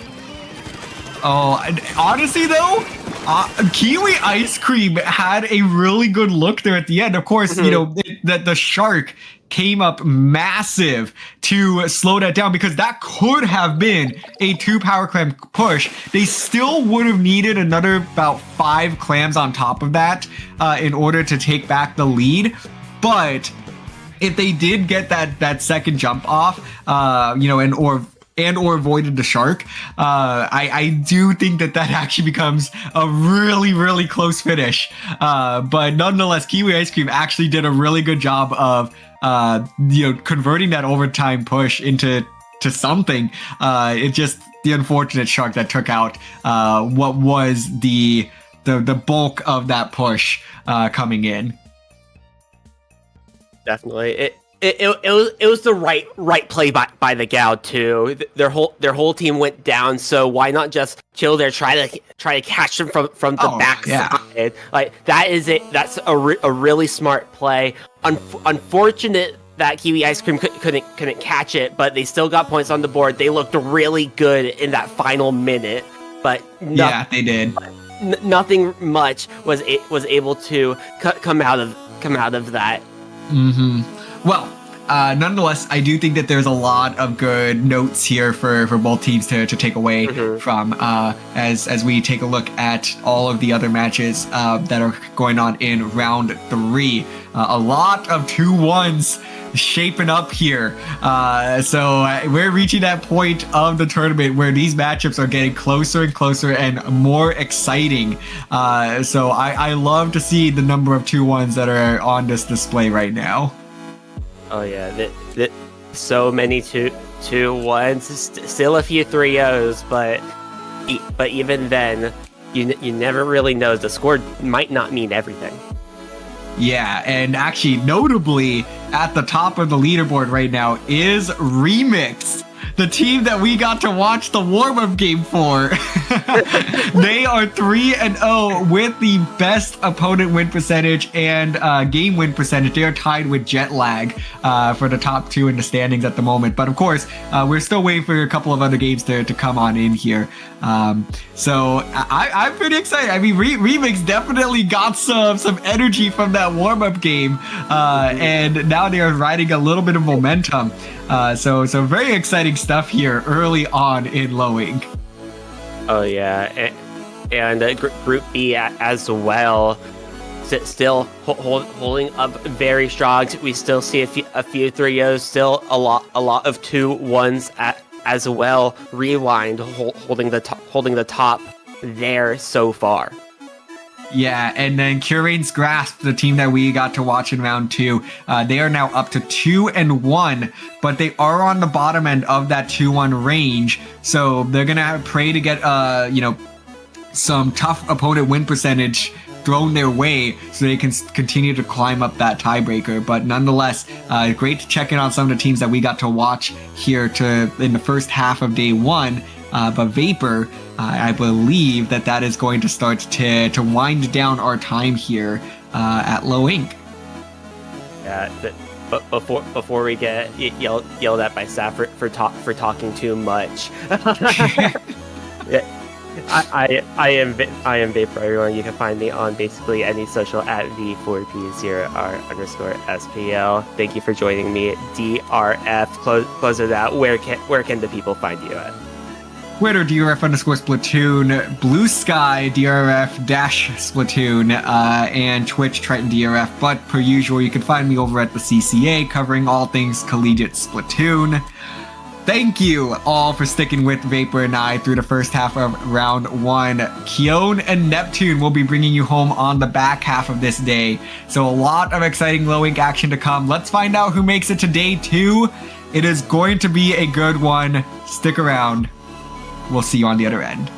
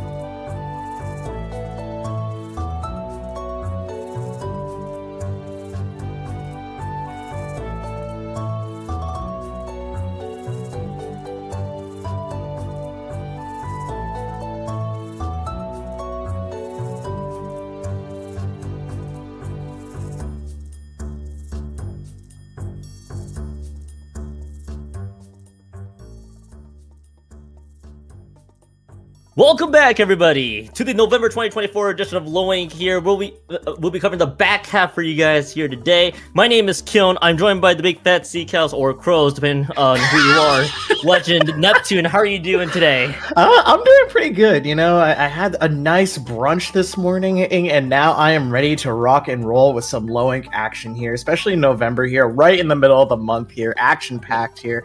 We have a whole bunch of Splatoon action going on here, and let's take a look at these two teams here. We have Tidings versus, how do you pronounce that? I'm just gonna pronounce it Sonora Inkamita, and I'm sure people will be yelling at me later for getting that wrong. And I would love to take an effort on the last words. I think it's like Iztapalapa or something like that. Either way, both teams I think are gonna get queued up and ready to go here in a bit. So we'll just quickly recap it for you guys here today. Both teams out of Group B here in Low Ink, actually 3-0, perfect record. One of these teams will have a loss in their record here coming into round 4 of Low Ink, and I'm sure Neptune, you've probably been through this gauntlet with the team here in Low Ink at some point. I feel like when you're at this 3-0 position, every win feels like it's going to start to matter here now that when you're approaching Alpha versus Beta. So that's the thing that both teams will have looking forward for them. Maps, by the way, we're going to start off on Umami Zones. We'll cover the next 2 later. But Neptune, your thoughts? Oh man, Umami Zones, and this is quite a classic Splat Zones map here. Very well favored for just all levels of play. Just a lot of good opportunities to enter your way in through the match here, as well as find entry points here. But hey, we are into this match here. We're already getting started here. I'm curious to see what these comps are going to be. Oh, ballpoint Splatling! That is lovely to see. I love the Dread Ringer coming out here as well. That's been picking up in popularity. It's going to be a brawl for that zone, you know. I love both of the weapons that we have right out of the gate there. Ballpoint, almost a throwback to a few metas ago, and then of course the Dreadringer with that Reef Starter, always there for instant caps, by the way. Tidings, by the way, is going to be on your orange side, purple color side is Sonora and Inkamita, as we do get to see the first half of the zones already kicking off your Neptune. Both teams going 1 down on both sides. Lumi, of course, holding the line as much as they can. They're going to be relying on Ryan here, trying to force a little bit more pressure if they can do so. But right now, Tidings with a firm control of the zone so far, and it looks like a little bit of an assist there, but they will lose it for just about 2 seconds. Oh yeah, for sure. Jerry's getting a really good start out here for Tiny Tidings. God, that's gonna be a tongue twister for me today here. But regardless, they're doing a fantastic job holding these zone here, using these specials to just flush out the other members of Sonora as well. Looking for these opportunities. We do get a zone flip here, and now it's gonna be Sonora's time to shine here as they get to get zone, they get to build up specials, and basically need to find a response here. Yeah, finding a response is gonna be the next step. Here, the way that Sonora has themselves set up there, they got the heavy, and of course with the clear option that they have available, and they also have the Reef Slider for the instant cap of 1 half of the zone, but they'll have to figure out a way to get to the other half, but that's not going to matter too much. I believe the Reef Slider got a double there on top, and yes they will, and that's hee-hee-ha-ha, or hee-hee-hee-ha, excuse me, as getting a few by themselves. This will be a quick lead change here, as Sonora's going to get the lead right out of the gate there. Hammer not going to find one, but Ella's going to be able to slash through the other half, and there will be 2 members down. Should be a neutral here for now. Both teams still pulling out in the zones, but in the meanwhile, it's going to be a back and forth battle that we're seeing here in Neptune. Oh yeah, back and forth is definitely what we're seeing here. Just these picks are getting in the favor of both teams here. They're often going blow for blow, trade for trade, and there's just situations where they're just trying to get the leg up over one another. We did see that Wiper brawling it out there, just stalling for time right now, and time is definitely going to be not on the side of the team that is trying to swap this lead here, as consistently the coolers being output. We have the Dreadringer getting so much paint here. A lot of opportunities are being it down here, but hey, 2 for 2. Kyo, the zone is not being touched here at all. Yeah, zone is so heavily contested because both these teams are so evenly matched with the way they're taking some of these fights right away. 3 members, by the way, going down will at least get Sonora and Inkamita a chance to make sure that Tidings won't have a chance to respond. Ella's going to play this one a little patiently here, but it looks like they're going to be playing a little bit more defensively here, just trying to defend both zones with their might. With the comp that they have, I don't necessarily blame them. They're going to be trying to play a little bit more of a range game, if you will, as Lumi's going to be the one to pop this Inkjet here, trying to find the mysterious Dreadringer, who is only dodged a handful of shots before they finally go down by themselves. It'll be 3 members down, and this will be Tidings getting the zone split back the other direction, and with 2 down, this could be a good chance for Tidings to get out these penalty points. Oh yeah, for sure. That was a fantastic push there, set up by both the Jet and the Strikes, flushing out all the members back in mid here. And now, if you're Sonora, you just got to get your resource here. We already have Cooler dished out. We have a lot of opportunity to go for that right zone. Restarter gets popped, not going to find anyone, smartly backing up, but it's already going to get caught out by the Hammer. 3 go down here. It's almost a quad here, and the Hammer Jake moment here still manages to secure that kill. Keon, this is really looking good if you're Tidings.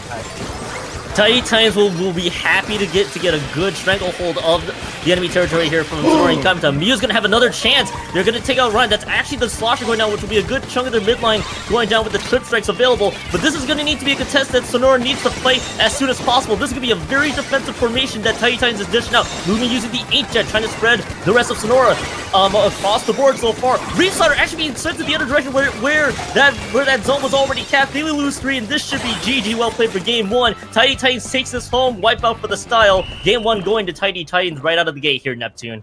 Oh wow, just amazing push from Tidy Tidings right there. Just they found their opportunity, they clicked the specials, they hit the go switch, right? And everyone just kind of collapsed there on Sonora. They just did not find the response that they needed there. They did have the entry with the Cooler and the Dread Ringer clicking that Reef Slider, but unfortunately it got punished, and that just allowed it basically a staggered respawn and not much opportunity to play back there. We kind of saw a fun little back and forth from both of these teams. So of course, being 3-0, you kind of feel like you're going to be seeing a lot of these close games here where one fight can swing in the other direction. How about the hammer usage from Ella as well? I know we ran into some very silly Ultra Stamp jank, as you described there earlier, but really just did its job that it needed to, pretty much enforcing that pressure. And I think they got 2 out of that with the assistance of that hammer from earlier. So it's great strength from Tidy Titans, as you've alluded to as well. And now we're on to game 2. Of course, this is play all 3, so both teams have to play all three of these games anyway.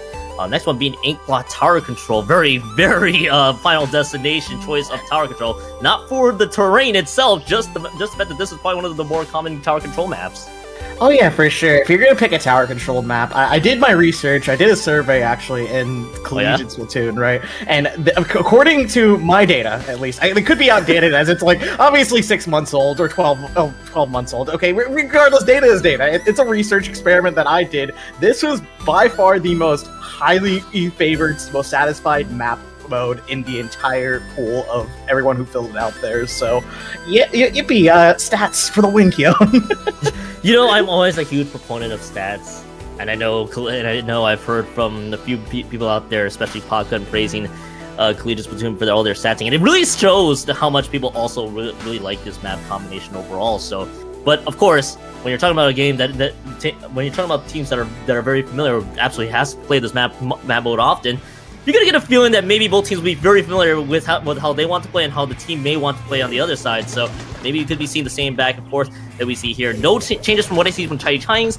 Okay, a lot of changes per se here from Sonora and Inkamita. I see a Tri-Slosher Nouveau, that Firefin scope, of course, being out there, and I think that is just a regular splat roller. That is a regular splat roller indeed here. This comp is very shark heavy with the Tri-Slosher as well as the roller being there. You're going to be able to fight quite effectively around these stacks right here, but you do have to fight a Slosher on the side of Tidy Titans as well. And just all the opportunities that are just going to be created by not only that Slosher, but this Viper here as well. The Inkjet gets caught out here, and already 3 members are caught out here, and this is quite a big stack. Oh!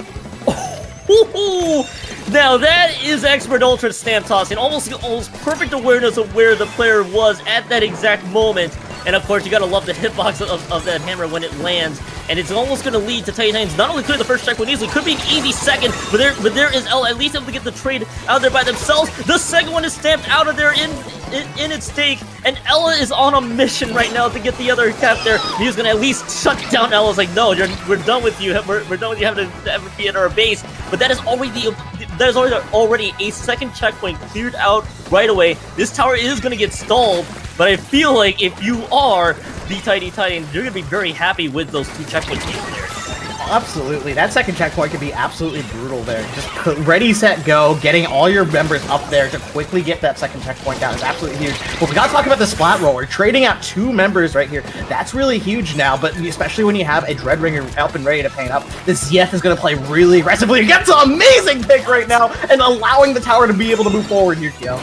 And this is a great chance here for Sonora Inkamita to now do the thing that Tidings just did to them, and that could be a much stronger push. The difference though is that Ella was able to get a lot of clearance at bats in this map. So now let's see if we can find a very similar-ish response. They're gonna be able to clear, I think, the first checkpoint, yes, but now they're kind of being scrambled across the board. Lumi going down does help, but Ella's still lurking large. They do shut down Ella with two members down, by the way, but this brawl keeps on happening. The more this keeps trading, Tidings will be happy with it each time.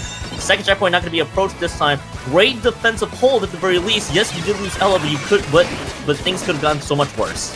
Oh yeah, for sure. And we definitely got to spotlight L here on this Viper, putting in absolute work, getting a lot of attention right here. But hey, this Dreadringer is ready to rock and roll here, getting the picks, unfortunately getting picked out of their Reef Slider as well. There is still a little bit of time here. If you're Sonora, you just got to recollect yourself, find the options to fight that right stack right now. But it's just so difficult when there's so many strong weapons on the enemy team, Keon. Yeah, just so many great weapons there on the enemy team that really could just thwart all of your advances if they play their cards right, of course. But with everything kind of just Tidings just playing a little bit more defensively, just trying to find openings or holes on the offense, if you will. That's just making it so much more harder for Sonora to at least get set up. And now we're going to be stuck in this neutral trade here, as Louis going to try to be the one to fire off right away with the Inkjet, but while that's all happening, that's going to be 2, made that a delayed 3 down. Mia's going to have to retreat there. It's just going to have to deal with the trade at that stage, but this could be a push that Tidings could hopefully look to extend the lead a little further, and Louis in great position here, Neptune. Oh yeah, for sure. Tidings, it's just, Jesus, this mouthful is just getting me, it's quick, it's twisting my tongue in the best ways possible, as this match is just keeping me engaged on the edge of my seat right here. But there's just so many opportunities that they're finding through. They're getting the picks they need. They're shutting down the weapons here. But hey, it's going to be the Roller and that Dreadringer combined, fighting together. Going to secure this space right now, and hopefully they can get something off the ground here. The Bubbler is online, as well as the Tri-Strikes. Let's see what they can do with it, Kyo. 2 specials on both sides, by the way. There is the hammer from Ella that you should be worried about, along with the trip strikes there, but they were jump scared by the Roller. The Roller takes out Lumi. That's the backline that's being lost. And that is 3 members down. They lose Roller. They'll take that trade any day of the week. This is now the all-important second checkpoint being approached on, but can they take advantage? They have 3 specials available. They're going to wisely retreat. They're going to realize that the trip strikes are going to be using a very defensive maneuver here. Cooler's being dished out. They take out the Zap. Neo's going to be the one right in this tower here. This will be a lead change for sure now. 2 members have gone down. The lead has indeed changed hands. 42 seconds left to go on the clock. Tidings holding their ground. It's 2 members down, but there's Ella. They do take a Massa on top of him, but this tower still keeps on going strong. Neo's going to be the one going down on top, and Ryan is at least going to be able to stop the bleeding here, but Neptune, 27 seconds left to go. Sonora, I believe, gets the lead in the critical stage of this game. 100%. Amazing lead swap there at the very end, hitting the nail in the coffin here. You're putting a lot of pressure on Tidings to find a way to push forward here. And with the trip strikes coming up here, it can almost be seen as a GG moment, but wait, you're going to be able to shut down that charger. They were not coolered as well, so there's still an opportunity. 3 go down on Sonora right here. It's a tricky situation for everyone on the tower here, but it just barely gets shut down by that Tri-Slosher on Sonora. Game number 2 goes to Sonora. Bassa in great position, by the way, on the Tri-Slosher, recognizing that everybody's just going to be trying to crowd around the tower in the last few seconds of the game, and 2 members swimming up to the tower, and then it's just a few flicks there from us. It's like, nah, we're not going to let you do that. We're going to try to nod this setup 1-to-1 apiece. And I know our good pal DRF from the Blast Block Neptune was happy to see a lot of 2-1s. We are guaranteed a 2-1, and this third map here in this play all 3 is going to determine who's going to win round 4. And this should be a lot of fun, with the third map being Crab Leg Capital Rainmaker. Oh, Crab Leg Capital Rainmaker from third game here. That has got me on the edge of my seat here, eagerly anticipating, because we saw the other modes and how the other teams are playing here. We saw how they were on Splat Zones. We saw how coordinated both these teams were on the pushes on TC. But how can they apply that here to a Rainmaker map that has a great option on the top right, Keon? Yeah, and that's going to be the ultimate thing that both teams are going to be looking at here. By the way, we are seeing replays here of just how everything kind of played out from the previous map alone. And yeah, Sonora just being able to clear out all the space that they needed and taking out critical members when they needed to. Getting lead in the last 2 seconds, especially in Inkblot, was critical. So that's what we saw from that previous push. Now on to Rainmaker Crab Leg here, Neptune. Two members I'm instantly looking out for, of course, was Neo, which by the way, that is the Japanese, fully Japanese name that we saw from the previous game. With that roller, just so much flexibility. But you should also look out for Ella from Tidings. Ella has been showing a lot of, let's just say they put in a lot of work in that wiper, and if Ella were to keep that, could be good news for Tidings if they're able to find the openings. Oh yeah, for sure. And as someone who plays with like a wiper player consistently, and you can feel, right, the movement, the confidence, and just every one of their fights, how quickly they're strafing around, being this little fly on the wall, not allowing the enemy team to do what they want to do. And it's so cool when you get to see wiper players get to flourish in their environments, Keon. Yeah, definitely. We do get to see only a few minor changes here. Actually, I think it's just going to be a flexible change, Mr. Mew in this case. So, in the previous set, we saw the Fire Fin scope, of course, with the trip strikes, especially in tower control. No surprise with this one. This one's also going to be less of a surprise, just switching to the vanilla scope in this case, taking advantage of the ink back that they can use once they put that checkpoint on the right-hand side and to help protect the Rainmaker pushes.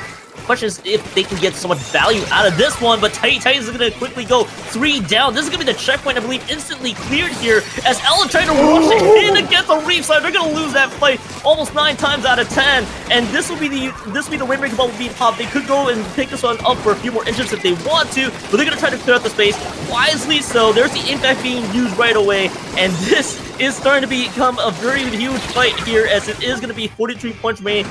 Great hold so far, but there still could be a lot of chance. There could be a huge chance here for Sonora to get even more points on the board, especially with the way they're controlling the Grates. Oh yeah, for sure. The way they're patrolling the Grates is just absolutely fantastic. Not allowing anyone here. 3 members are down here. This is the go time to get to that Rainmaker. The ballpoint is putting everything they have just to try and prevent them from moving, but it's not enough here. Oh, no. Slowly everyone's scrambling here, but you're gonna get it down all the way down to 6. 3 members down. Your Charger's still living large. And yo, that was just an amazing Rainmaker push. Amazing Rainmaker push indeed, and it's almost a huge understatement as to how much control Sonora got from the great side and then just being able to move forward, taking advantage of the 3-down situation. Great game management so far from that team, and now Tidings, you had such great momentum with the first one. The lead slipped away in the second, and things are starting to get off the rails, so they need to start looking to regroup.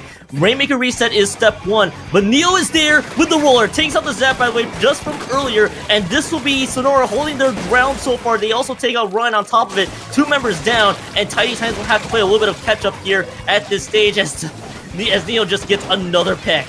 Oh my goodness, yeah, this roller's going absolutely insane here. The picks are happening here. Booyah's coming all around here. A lot of this love from their teammates coming out here. And Roller Flick taking down another slosher here. They're going absolutely insane here, Keon. Tale of 2 members now on both sides. You got Ella on Tidings, and now it's Neo from Sonora. There's me who gets a nice little step on the run. But here's the best thing about how this team is playing though. They could be looking to go for the kill, but they're gonna opt to play this one slightly more defensively. And with the way the game is kind of going, they're trying to force Tidings to go to them, and they're being able to win out some of these advantages so much here. So no sense of urgency to get more points. You already got 6 points on the board as the ink back shot takes out 2, and it only delays Tidings a little bit more here. Neptune, it's just an absolute flick here from Sonora and Inkamita right now. Oh yeah, for sure. It's just absolutely insane defense here, not allowing any chance for Tidings members to go up here. The only chance they get to move up here is when they click specials. The Inkjet is getting clicked out here, but you're going to have to get rid of that Charger here. That ballpoint needs to get rid of that Charger, as it's such a difficult matchup here to be able to move up here. And consistently, that Sonora's Charger has been putting on the pressure, using that ink back in just the right opportunities just to shut down any chance of a push here. But now there's a chance to go top right here. I believe we have a Tri-Saucer watching the other side here, but no, wait, they're on respawn, Keo. They're getting a lot of points here. Yeah, they are going to get a lot of points, but they are going to have to slow down just a bit more here. Neptune with the way the game progressed. Tidings, they got the first checkpoint. That was a critical need there. It's just so they don't have to worry about that just a little bit later. And now it's Ella's turn to shine. They take out 2 members that direction, and it's the shot also lands, and that's 3 members down. This could be a huge opportunity here. Masa's not able to find the other member, and this lead doesn't need change hands, and it goes into a KO from 0 to 100. This game goes almost on a dime. Tidings wins game 3. 2-1 is your score. Oh my gosh. If I were a betting man and I was able to bet midway through that match, I would just say, okay, Sonora's defense here is like impeccable. They have all the control they need. They have their charger set up. They have everything they need. The cards are all there. However, just Tidings found a way forward. They got the picks they need. They set up on the top right there. They caught the members out of position there, and that just led to the game win going into Tidings. Congrats on the game win there. You're going to be 2-1 here and going to be moving on with a 4-0 record. I think I just went through a whole set of emotions. And Neptune, that's literally just our first game together here. Also, round 4 for both these teams. So much energy has been spent here. By the way, we are going to get replays here on how this push was all played out. And it's Ella game 1, but the rest of the team gained out the other member. And I think, yeah, it was just a lone Rainmaker shot. And Mouse, I got the idea that they were trying to go for with that Tri-Slosher, trying to get them from the grates. But once they went down, there was virtually no defense available. And it just changed so quickly. And most teams, I'd imagine, Neptune would probably panic just a little bit, but being able to gather themselves and realize there was still plenty of time left on the clock for us to come back. It is Rainmaker after all. And needless to say, Neptune, with games 2 and 3 being very silly in lead changes at the end, Titans coming out the victory, that's got to feel great for them. Oh yeah, for sure. I would be popping off my chair, just celebrating with my teammates and call that we were able to climb that mountain of a lead that just got put upon us in the first minute of the game there, and able to come back here as well. And definitely, you got to be feeling the good vibes here. You celebrate with your teammates. You get your sip of water. You go on to the next round as well, because Low Ink, you have 6 rounds of Swiss bracket to break through, and every game counts. You do get a chance at a shot of making that alpha bracket, and also being called the winner of the Low Ink here as well. But hey, let's take a look at some of these brackets here. I am looking around at some of these teams here, and I do recognize a couple of them, Keon. Yeah, a lot of teams I do recognize, of course. Very, very well-known Black Squid Ink Burger. Getting the 2-1, by the way, over YT. I see what that team name is. I'll just call them YT for now. 2-1 is the score. They do improve to 3-1. That's a team that everybody should be looking out for right now with the way their records are. Rewine's the other undefeated team out of this group, 4-0 with that 3-0 victory over Malicious Misery. On top of that, we're gonna see a few 3-1s coming in on the board here as well. Other team that I'm trying to see here, I'm trying to locate the team here, and I'm blinking. Oh, there they are. Inkbound is in the middle of their set 2-0 over Reload. I got to cast Inkbound a couple times in the previous Low Ink, so I'm curious to see if they go to 4-0, which they do here. So a lot of interesting results that we're seeing here, Neptune. Oh yeah, a lot of interesting results here. You pointed out a couple of ones. Rewind with that 3-0 there. I'm friends with a couple of our members here, specifically Peaches. Just big fan of them. And they are an amazing Dynamo player and able to flex to so many different options there. And just Rewind's just such a strong team to be looking out for in Low Ink as well. So I'm curious to see how they're going to be doing going forward here. As for some other teams I recognize HP Office Pro 6962 here. Specifically, right? Not only because I've seen that, I was actually looking at printers not too long ago. Black Friday's coming up, but specifically, one of my friends is also on there. Another CCA staff member here. It is the Collegiate Takeover episode today, Keon. And I'm just here being a part of the crew. Just love it all around here as well. But yeah, we're gonna be seeing some of the results here. I also do have players in the HP Office Jet team. I still can't believe that is a team that they went with, but that's a different story for another time. Time of that. So that's where Group B is kind of landing out. We are going to be seeing a lot more 4-0 teams that are going to be vying for that alpha bracket, especially in Group B. Now we switch over to Group A real quickly here. Already familiar teams. I'm sure you have been familiar with UCSD Esports Gold at some point down the road, I'd imagine. They get the 2 only a little bit. Okay, just a little bit. Okay, from all my time casting, watching, and talking with the players there, UCSD Esports Gold, I'm surprised to seeing there, because I think Dira commented this earlier. They managed to wake up on time to be able to play in Low Ink, and they got the 2-1 win there. And something I just gotta mention about the UCSD Esports Gold players, they are super nice, super fun individuals. I think the only thing holding them back here at Low Ink is low-key their lack of sleep, being able to wake up early to be able to play for this event here. I'm sure most TOs, most players, most commentators are gonna probably have a hard time waking up early in the morning. There are a few morning people I know in the community. I'm like, you guys are up too early at this time. I swear. But hey, credit to them. They did wake up on time. And by the way, 3-1 record. By the way, from what I see in their saying. So this is a team that could be vying for beta or alpha. But of course, they got to get the job done in rounds 5 and 6. And other teams we do need to look out for: Mulch Enjoyers, Remix, and Jetlag. They improved to 4-0 with their respective results here. So honestly, a lot of things to look out for Neptune, especially with Group A. Kind of seeing how this all plays out, especially the teams in that 3-1-4-0 bubble.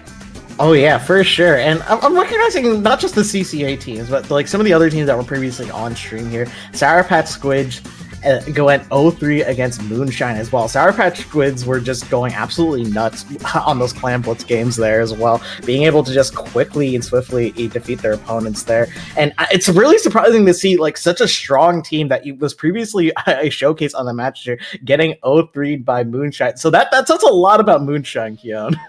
And hey, other teams you may recognize here is not just Moonshine as well. Celestial is also a team that that other teams need to look out for. They got 3-0'd by Celestial. They 3-0'd themselves. No, they got 3-0'd by Mulch Enjoyers. So this is also a battle of 2-3-0 teams. There, well, someone had to lose that one. It just turns out to be Celestial in that matchup. But that's another team that you may want to look out for as well. Again, teams kind of vying that 3-1-2-2 bubble for other brackets to qualify. Kind of curious how round 5 shapes out, because this will help be the lead into round 6.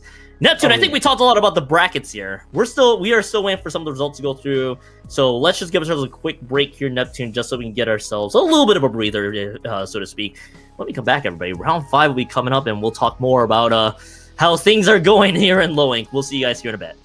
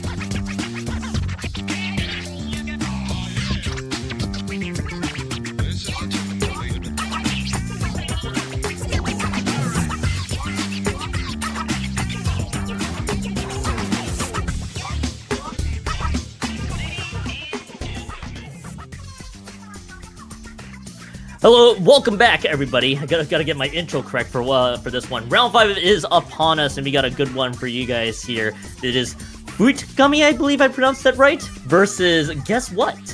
I'm still Kion, Neptune's still very much here, and they're basically been ready to go here. We'll get you queued up here, Neptune. Two teams. Basically, if you win, you're very much in range for qualifying for bracket. Losing's gonna be very tough to come back unless some crazy things happen. So both teams have a lot to play for in this one.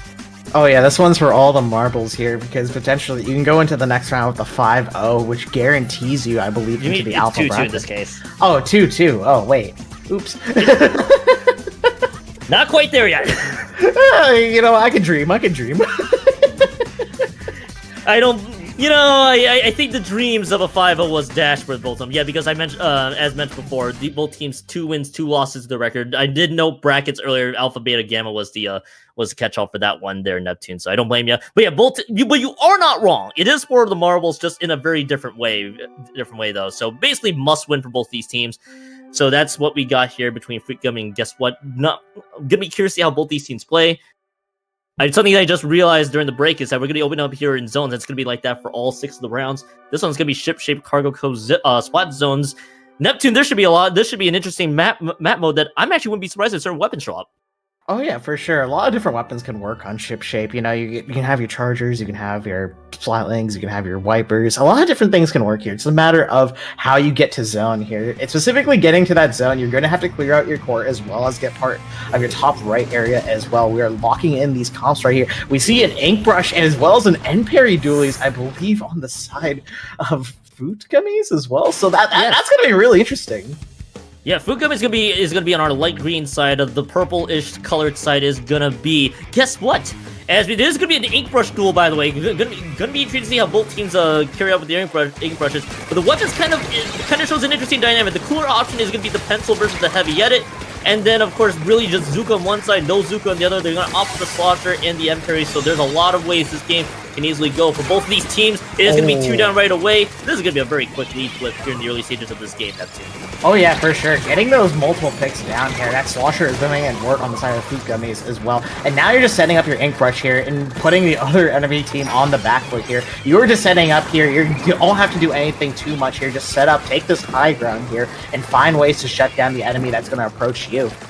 Yeah, and now Frenzy, they're being patient here, waiting for the perfect opportunity, but they might be smoothed out there by the 10, actually able to get a trade on it, which wasn't too bad in the way things went, as Silix is actually going to get a pick there with the Zuka. It's going to be 3 down. This will be the quick zone split here. There will be 42 points remaining, for FUIT GUMMY coming into this one. Guess what? Now they have a chance to counterattack. They got to control the zones. They're out of the penalty points. Now we got to see how the picks play out, which is not going to be very many. It's going to be 2 down, and this zone is going to be very much flipped over here in a span of a few seconds.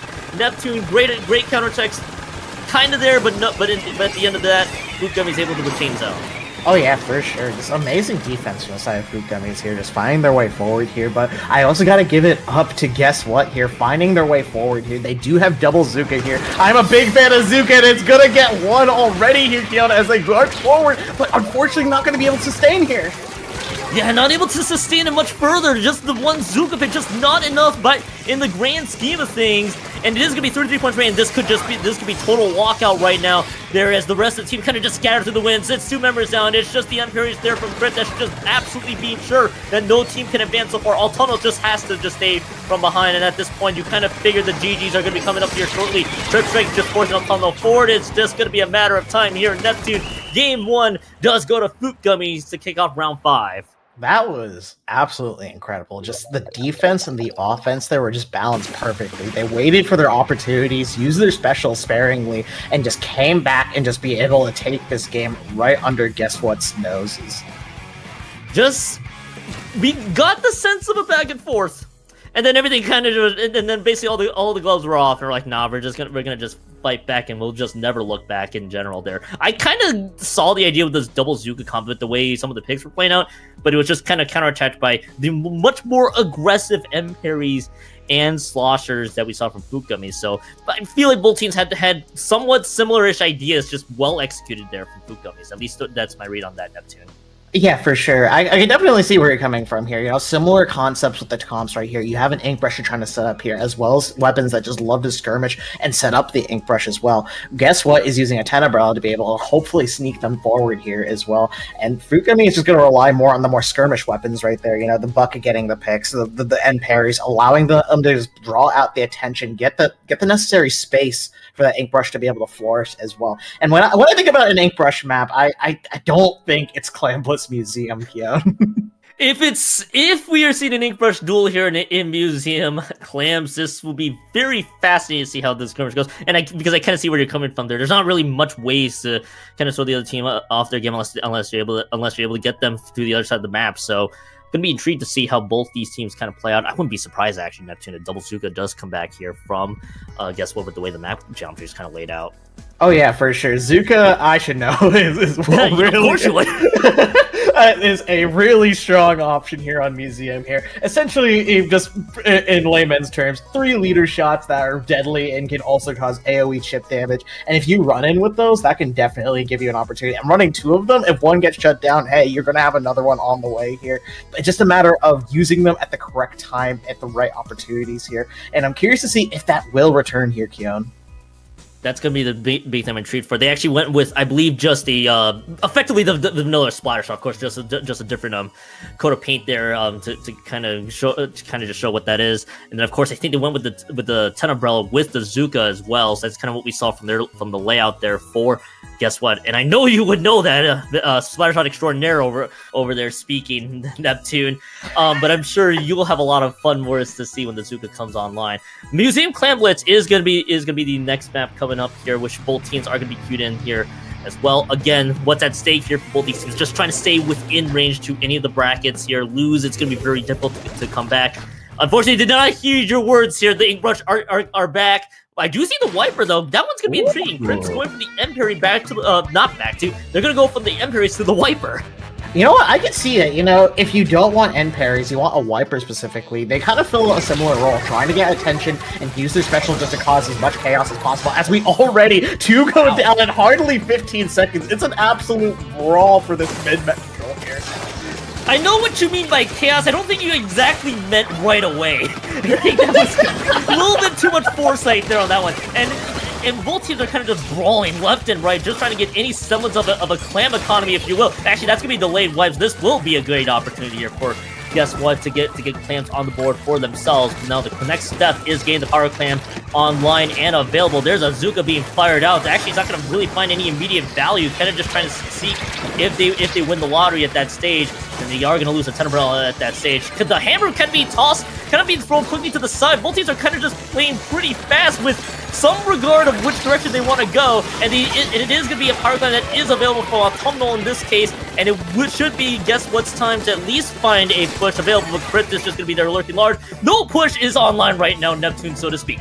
Oh yeah, for sure. Just the defense is absolutely impeccable. You know, you saw that fake from the ink brush there, but immediately got called out, and immediately the picks that are necessary are happening here. We also have this pencil set up here on the top of mid spinner here. Gonna apply a lot of pressure, a lot of good chip damage. Manages to get a prick on the ink brush. That's pretty huge here. Backing up strategically as well. However, it just doesn't seem like any team's getting a leg up over each other. No! You're gonna have to drop into the water and lose the power claim as well, Keon! Power clam disappears, just not really sure where to jump up. They were just a little too far into the water, and the power clam just disappears on their sight. That's a massive power clam swing with the way this game could go, as there's now an opening available. 2 power clams are online. That's one actually going to be cashed in. They're going to lose 3. It's just going to be a one and done push, so to speak. That could have been so much worse. Let's be real on that one, Neptune, because with the way that second power clam was set up, the rest of guess what are going to be happy at least with the one and done push. They do get to live to still fight for a lead change, but it's going to have to start soon. There's going to be 2 power clams that they have online, especially the free clams still stuck at base. Oh yeah, for sure. The clams are definitely looking in their favor now. It was really unfortunate losing that clam earlier here, but hey, we're looking for an opportunity, and Zuka gets caught out immediately. Amazing recognition from Crypt here, punishing the Zuka frame set, as well as moving up with his hammer, creating that chaos as necessary. Unfortunately, gets shut down by another Zuka as well. 2 go down on the spinner here, and it's going to be equally as difficult here, as Fruit Gummy is already setting up here, but gets shut down, Keon. So, pay attention to where the power clams are. There are 2 power clams that the rest of, guess what, just farm. and it's gonna actually, what this will end up doing, it's gonna deny whatever clams are available, but they gotta figure out time to really keep rotating those clams. The more they could try to focus on rotating them, Crypt is just gonna play skirmish, and is gonna slash Autumnal in half as well at the same time. So Crypt probably is recognizing they're gonna try to hoard all these clams. I'm gonna just go into their base and make sure that they all disappear, and that's 2. Stop! It's hammer time! MC Hammer's gonna be happy to see that in play. Crypt is gonna shut down 2. That's gonna be 1 power clam gone, and Crypt does go down, but they did what they needed to do on that one, and that's actually gonna be another push coming in here, Neptune.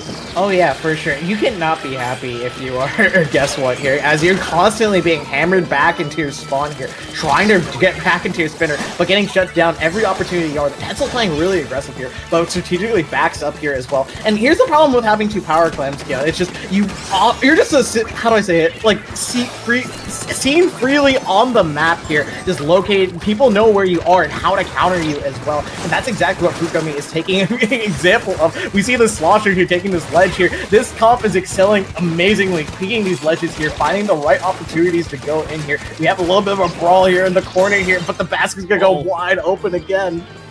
Yeah, basket wide open, but again, these are all, so here's what guess what has going down for them right now. These are only just power clam pushes. It's 3 in a row. It's down to 60 points remain. They still have a decent amount of time, and they have enough time to sustain another push. The problem is they gotta deal with Crypt, who has been diving way deep into the base. Muggsy's gonna be able to shut Crypt down just like that, but where is the next step into this equation? Shark's gonna be the one with the pencil right away. They dish out the cool, but earlier the super shot lands right onto them. They will get the quick respawn at the very least, but they will lose a lot of pain advantage. But look at how this is all playing out. There's the first power clam in, and the second one's gonna go down as well. I believe Scotty's just trying to jump this one, and it's 60 points range on both sides, but their follow-up isn't gonna be there because Silk is just left right back at base. Now it's 6 seconds left to go on the clock. Muggsy has another one. Now at this point, you have, I believe, no, not quite. You need one more power clam and a small clam for the lead change. They have to find an opening much further up, and the rest of FUIT GUMMY will be okay to play defense for as long as they can. They're just kind of trying to stall them out as much as possible, and the hammer is dished out, and this should be it. The second one is going to be following up suit. Now Autumnal's just going to be caught into a corner. The wipeout's there for style, and Neptune, with the way that game played out, I was wondering if guess what's going to call it back. The answer was no. FUIT GUMMY's going to be up 2-0. Oh my god, I am just stunned by just the pressure and everything that went on in that game. Just initially I was thinking, oh, okay, you want Wiper here because you want to do a similar job to end pairs, but no, you pick Wiper to just camp these ledges under Museum and play around that spinner there beautifully, coming up from behind with that spontaneous hammer there that just gets all the souls at the basket there and just allows your team to be able to score freely there, Keon. I know we've been talking about Crypt throughout this entire game. I know the rest of the team definitely is playing super well here tonight, or today, I should say. Neptune, Lily, Frenzy, and Shark doing their part. Shark, of course, helping to provide the pain, trying to hold the line for the team. But Crypt's recognition, also just wanting to play aggressive, has really thrown Guess What off their game for a good part of it. And I saw what Guess What was trying to do, by the way, with the power clam rotations. Neptune, you saw the 3 power clams that they had available, especially the free clam back there, but. You know, there too. It's kind of a free beacon for them to realize, okay, that's what you're gonna do. I'm gonna just try to dive right into you and just call it a day, and you're not gonna be able to take advantage no matter what you do. You're gonna have to deal with me. Crypt's recognizing that very well. Guess what's gonna have to figure out a response? Hagglefish Market Tower Control is gonna be the third map. Again, it's play all 3, so it's salvage mode for Guess What. But FUIT GUMMY is gonna improve to 3 and 2 by the end of it. But this map, though, I'd imagine Guess What's gonna have to just try to get this map on the board just so they can at least feel alright with the way this set's playing out. Yeah, definitely. And something I gotta give it up to FUIT GUMMY. I know we're talking a lot about their players here. It's just they recognize these openings really well, as you were talking about earlier. They see where the enemies are positioned here. We're gonna focus this side of the map here. Then we're gonna focus all of our effort here together because they're already distracted by another fight that's going on. It's just all these dominoes are coming into place and just being knocked down one by one and allowing them to get these amazing leads and just control the areas that are just typically very difficult to control. But hey, it's going to be a different story with Tower Control Haggle, as you're going to have to fight a literal uphill battle, Keon. Well, so it says Scorched Tower. Now, the last time I saw Scorched Tower in a map has probably been in another place that I'm in. So my info says Hagglefish. But we have Scorched Tower on our side. The question is, who will win? We need to figure out who wins by the end of it, Neptune. I wouldn't be surprised if it's haggle because I feel like it's been a while since I. Okay, it is Tower Haggle. The voices in my head have confirmed that it is Tower Haggle. The producers out here putting in extra overtime here to make sure we have the correct map mode here as well. But hey, we're gonna lock in. We love you, Inky. Let's go. All right. Yeah. Wait. Hey, Neptune. So we saw Crypt on the Wiper. We saw Crypt on the Emperies. Luna Blaster Hammer Time. How do you feel about that? Hammer Time, yeah. It's just with a Blaster now. And Blaster on tower control is strong. You know, being able to just go underneath the tower and just prevent anyone from being able to ride it for a good amount of time here. That is definitely something you got to look forward to as well. But hey, we already have both teams dishing out their coolers. The whale gets popped as well. And so many different situations are going to be created here as FUIT GUMMY is going to be the ones going 0-2. And now it's going to be guess what's time to play. But Crypt coming up from behind here, going for another kill. Unfortunately, getting stuffed out. Guess what is finding the key players, the key picks they need here, and starting this tower push strong. Yeah, they're finding what they need to do as long as they can keep this one up, especially with the fact they've identified. All right, Crypt's gonna have to be the first focus here because they can just Crypt can just derail a lot of stuff there with how aggressive they're playing. Another underrated change, by the way, is the Slosher. So they go away from double Zuka to now just the Slosher in play as Crypt is gonna get shut down. That's a nice little shutdown there from Autumnal on that heavy edit. There, so at least it was being able to hold the line for just a little bit more. For now, they gotta piece it all together. That's gonna be the ultimate question, as we do see FUIT GUMMY still trying to set up for possibly another push, but it looks like we're kind of like this neutral game. For sure, a neutral game now. 2 members down on both sides. Oh yeah, for sure. 2 down. Just all of these teams are just trying to find a leg up over one another. Typically, it was Crypt looking for these openings here, but they're not giving Crypt that opportunity to move up here as well. You see, just the edit, the ink rush. Every single member here is ready and willing to fight just for any inch or mile that can potentially happen here. But hey, we do have a shark going on here as well, using the Fizzy Bomb strategically as a curling bomb here as well to get this Luna Blaster in where they need to be here, and wins out a fight here. Looking for a second one, gets 1, gets 2, almost gets 3 here. This is going to be an elite. This is going to be a potentially elite swap here, Kion. Potentially, but there is also a Zuka that was also popped. And it is going to stall them up, maybe just for a little bit. Crypt getting a little too opportunistic, runs into the suction bomb, and that's 3 members shut down. Actually, that you were actually almost right there. The lead was almost right, was almost changed at that juncture, and it is just going to be 73 points remaining. Of course, many people claim the 1-point meme, but we'll have to wait and see how this game develops there. Now, Frenzy's gonna be the one trying to step up. They're like, all right, I gotta join the Crypt style points here. But 2 members are gone down. Make that the 3rd. So this Frenzy flank is gonna lead to nothing by the end of it. It's gonna be a wipeout. The lead will be extended here, and the question is Neptune, how much more? How much more is definitely a tricky question here, because that second checkpoint on Haggle, I've talked about this a lot of players, is one of the hardest checkpoints to clear in the game, because they have so many different options to counter it. But really, it just comes down to how you're going to come out with your specials. The Zukas do come out here, but do get shut down here as well. It's quite an amazing defense here, but you have 2 minutes left on the clock here. FUIT GUMMY is going to be look for a way forward. Both Whale and Cooler are going to be dished out here.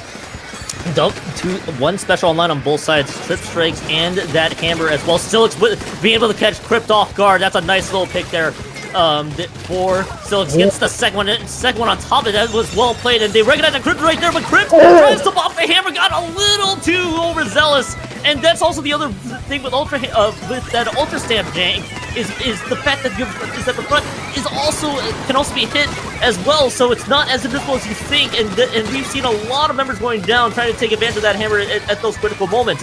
Thankfully though, if you're on FUIT GUMMY, you at least are able to shut down 3, make that a delayed wipeout with the assist from Lily. Lily shuts down Autumnal, and this target is going to get pushed here, Neptune.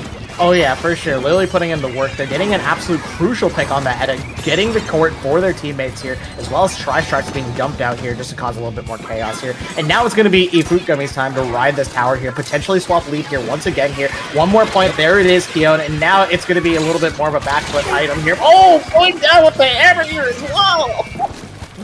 So it is a trade. That's the good news, Neptune, but they did lose everybody in the process. Now, both teams do clear out the first checkpoint, and pretty much a late stage of this game, so that second checkpoint is gonna come clear. But it's always now the ultimate thing is you gotta have firm control around this second checkpoint for as long as you can. Crypt shuts down another member. Munksy's gonna be the one on this flank. It's gonna be a delayed 3. This could be staggered respawns now. You gotta stay alive there if you're guess what, but guess what's gonna be going down?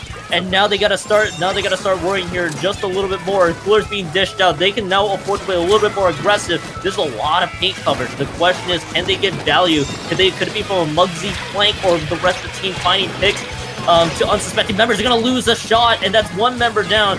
Through all members retreating here, the Coolers there. The GG strikes a little early, but I think they will do what they needed to do there. Neptune, it's gonna be a 3-0 sweep here for FUIT Gummies to wrap up this set. That was absolutely incredible, and just how close it was. It was a nail biter, just basically just trying to find that leg up to swap the lead as well as push forward there. There are so many opportunities for both ink brushes on teams to make absolutely big plays there, but they were being watched heavenly hawk eyes just everywhere on the map looking out for them. So a lot of their value just got traded out at the end of the day. And we talking about trades, we got to talk about that hammer trade there overall at the very end there. And something I just got to quickly discuss is just like, when a trade happens, right, you have to look at who's in advantage, especially on tower control, right? Snowballs are a thing that just come out of nowhere sometimes, and that happens through even trades because the tower is still moving forward and they're still getting more specialty. Yeah, you can also apply that same logic with the way the game also plays out, because to your point, that tower is also just one objective that kind of just goes at the same speed.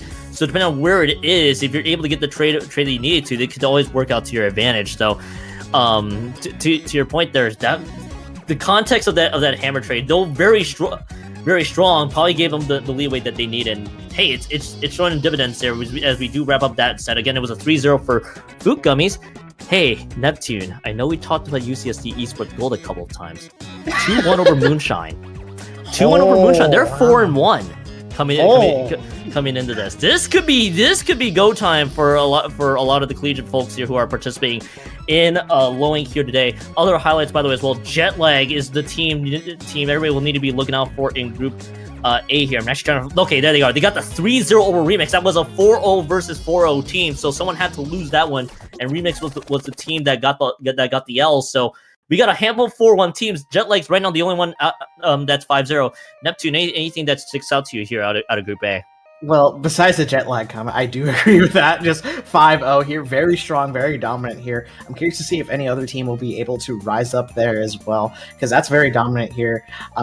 And something else I just want to talk about. I got to talk about This Is Fine right here. I love how their team name is just all in caps right here. This is fine, right? And if you look at their logo, they have just an Octoling sitting in the middle of a fire there saying, "This is fine," right? This is fantastic here. And just a lot of beautiful logos. That's one of my favorite parts about just watching one of these Splatoon events, just seeing how silly and fun the logos some of these teams can come up with, because there's a lot of talented artists in this community, Keon. There's a lot of talented artists for sure that this community has been showing, and I kind of just really love that. This is fine. I see what reference they pulled off there too. I know I'll be a little serious on this one, Neptune. They're actually 3-2, so they're pretty close. They're pretty much within range to make it to either alpha or at worst case beta for the tiebreaker. So they've actually been performing very well on top. So a lot of things to really look out for if everybody's watching how Group A is developing at the stage. The 4-1s, of course, you got the Celestial Remix, Jetlag, and other teams just playing out. What do you see here, Neptune? I just saw Oracle just take the game over microwave mode already there. So it was a 1-1 previously. So it was a guaranteed game 3, all for the marbles there, right? And Oracle coming out on top there is pretty huge as well. As previously they were 3-1, so now it's another 4-1 here. We talked about UCSD being also 4-1, so Oracle's also 4-1 as well. So potentially they might be able to match up in bracket here as well. So I'm curious to see the matchups for round 6 here, because we do have one more round of this, Kian. Yeah, we do have one more round here. We'll get to your results here in Group B, but I'm sure Neptune, you've been speaking. Well, I'm gonna hold that comment because we do have our Group B results here. I actually think all but one match has gone final. Correction, 2. If I can actually read everything correctly, we covered Tidings in the last in the last set. They actually improved to 5-0 for this one. They actually got the win over Inkbound, which is a team that has made appearances in low ink the past couple months. And now we're so that's a great result for them. We got the 4-1s and the 3-2s here as well. Neptune, anything that sticks out to you? Just a lot of 1-2s, as you were saying earlier. Just like a lot of close games, and just like how neck and neck, the low-end competition can be as well. I understand it's also Swiss bracket, and like the idea of Swiss is you fight closer and closer opponents to have a similar win rate or record to you as well, and that is just showing off in miles and spades here. Because if you're doing something right, like the seeders of the tournament are definitely put into overtime here to make sure that the Swiss bracket is as close and tightly knit as possible. And yeah, just got to give a shout out to all the staff here at Loic that are putting in all this effort here, because doing stuff like this on Battlefy takes hours and so much time, love, and care as well. I'm gonna touch on that comment here in just a quick moment. So 4-1s and 5-0s abound. Tidings, Rewind, and Black Sweet Inkbird. If you're an Inkbound fans out there, are gonna be happy with those results right now, especially those in the 4-1s and 3-2s. You know how it takes a long time for things to be that take a bit in Battlefy, especially for you Neptune. You probably in your times with Big Fat Sea Cows. I don't know. You've probably been in a few 4-1s or 5-0s at this stage. How important does round 6 start to feel for any teams in that position? It gets pretty nerve-wracking, I will say, because if you're in that 4-1 position, you're a little bit on edge there, because from at least what I remembered, right, is even if you go 4-2, you weren't guaranteed to make alpha bracket as well, because it could also be broken by tiebreakers as well, like your overall win records. So as long as you won a lot of games and you're not tying it out, that can definitely lead to, a bit of nerves, a little bit of that just, can we make alpha bracket still? Like, it's that rush to make sure we make it out on top. That puts a lot of pressure on the players there, Keon. Quick answer for you. So basically, to sum it up, is almost if your team in the 4-1 territory must win, right? Yes, exactly. I figured that was your answer. And I'm sure I may have unlocked some core memories for y'all when Big Fat Sea Cows were just being low ink. Maybe we'll recap it. Okay, the core memories, man. The memories of low ink. Oh man, I don't know. I remember listening to Grace describe her experience playing in low ink or stuff. She said she was in the trenches, and then I also felt like, man, I think I was also in the trenches as well here. Yeah, that's usually how it goes. Sometimes that's usually how it goes. Round 6 is going to be upon us here. This is the last round for every team participating here in day 1, and after that, we'll determine possibly where their results land. We're going to give ourselves a quick break here so we can figure out what our round 6 matchup will be for y'all here coming up. So when we come back, last round here in the group stages, we will see you guys here in a bit.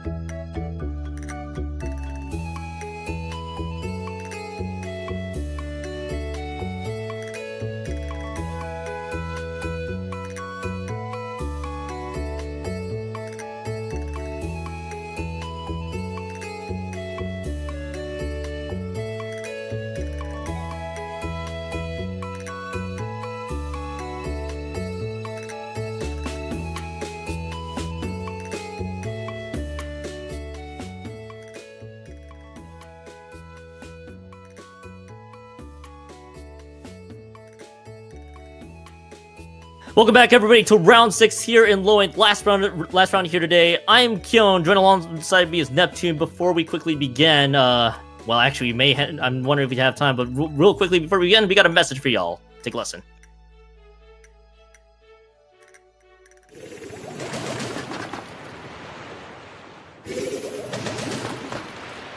What the hell? Oh my god! New to comp, but don't want to face this? Looking for a tournament to get started? Introducing Setting Sail! A tournament intended for novice level players and teams to gain practice and experience. Sign up as a solo entrant, partial team, or a full team. The semi-draft system ensures everyone gets to play. We have a results-based skill cap with no looty divisions or competitive experience required, so beginners are welcome. Compete against teams in a similar skill bracket, make new friends, scrim partners, and get introduced to the beginnings of how competitive Splatoon works.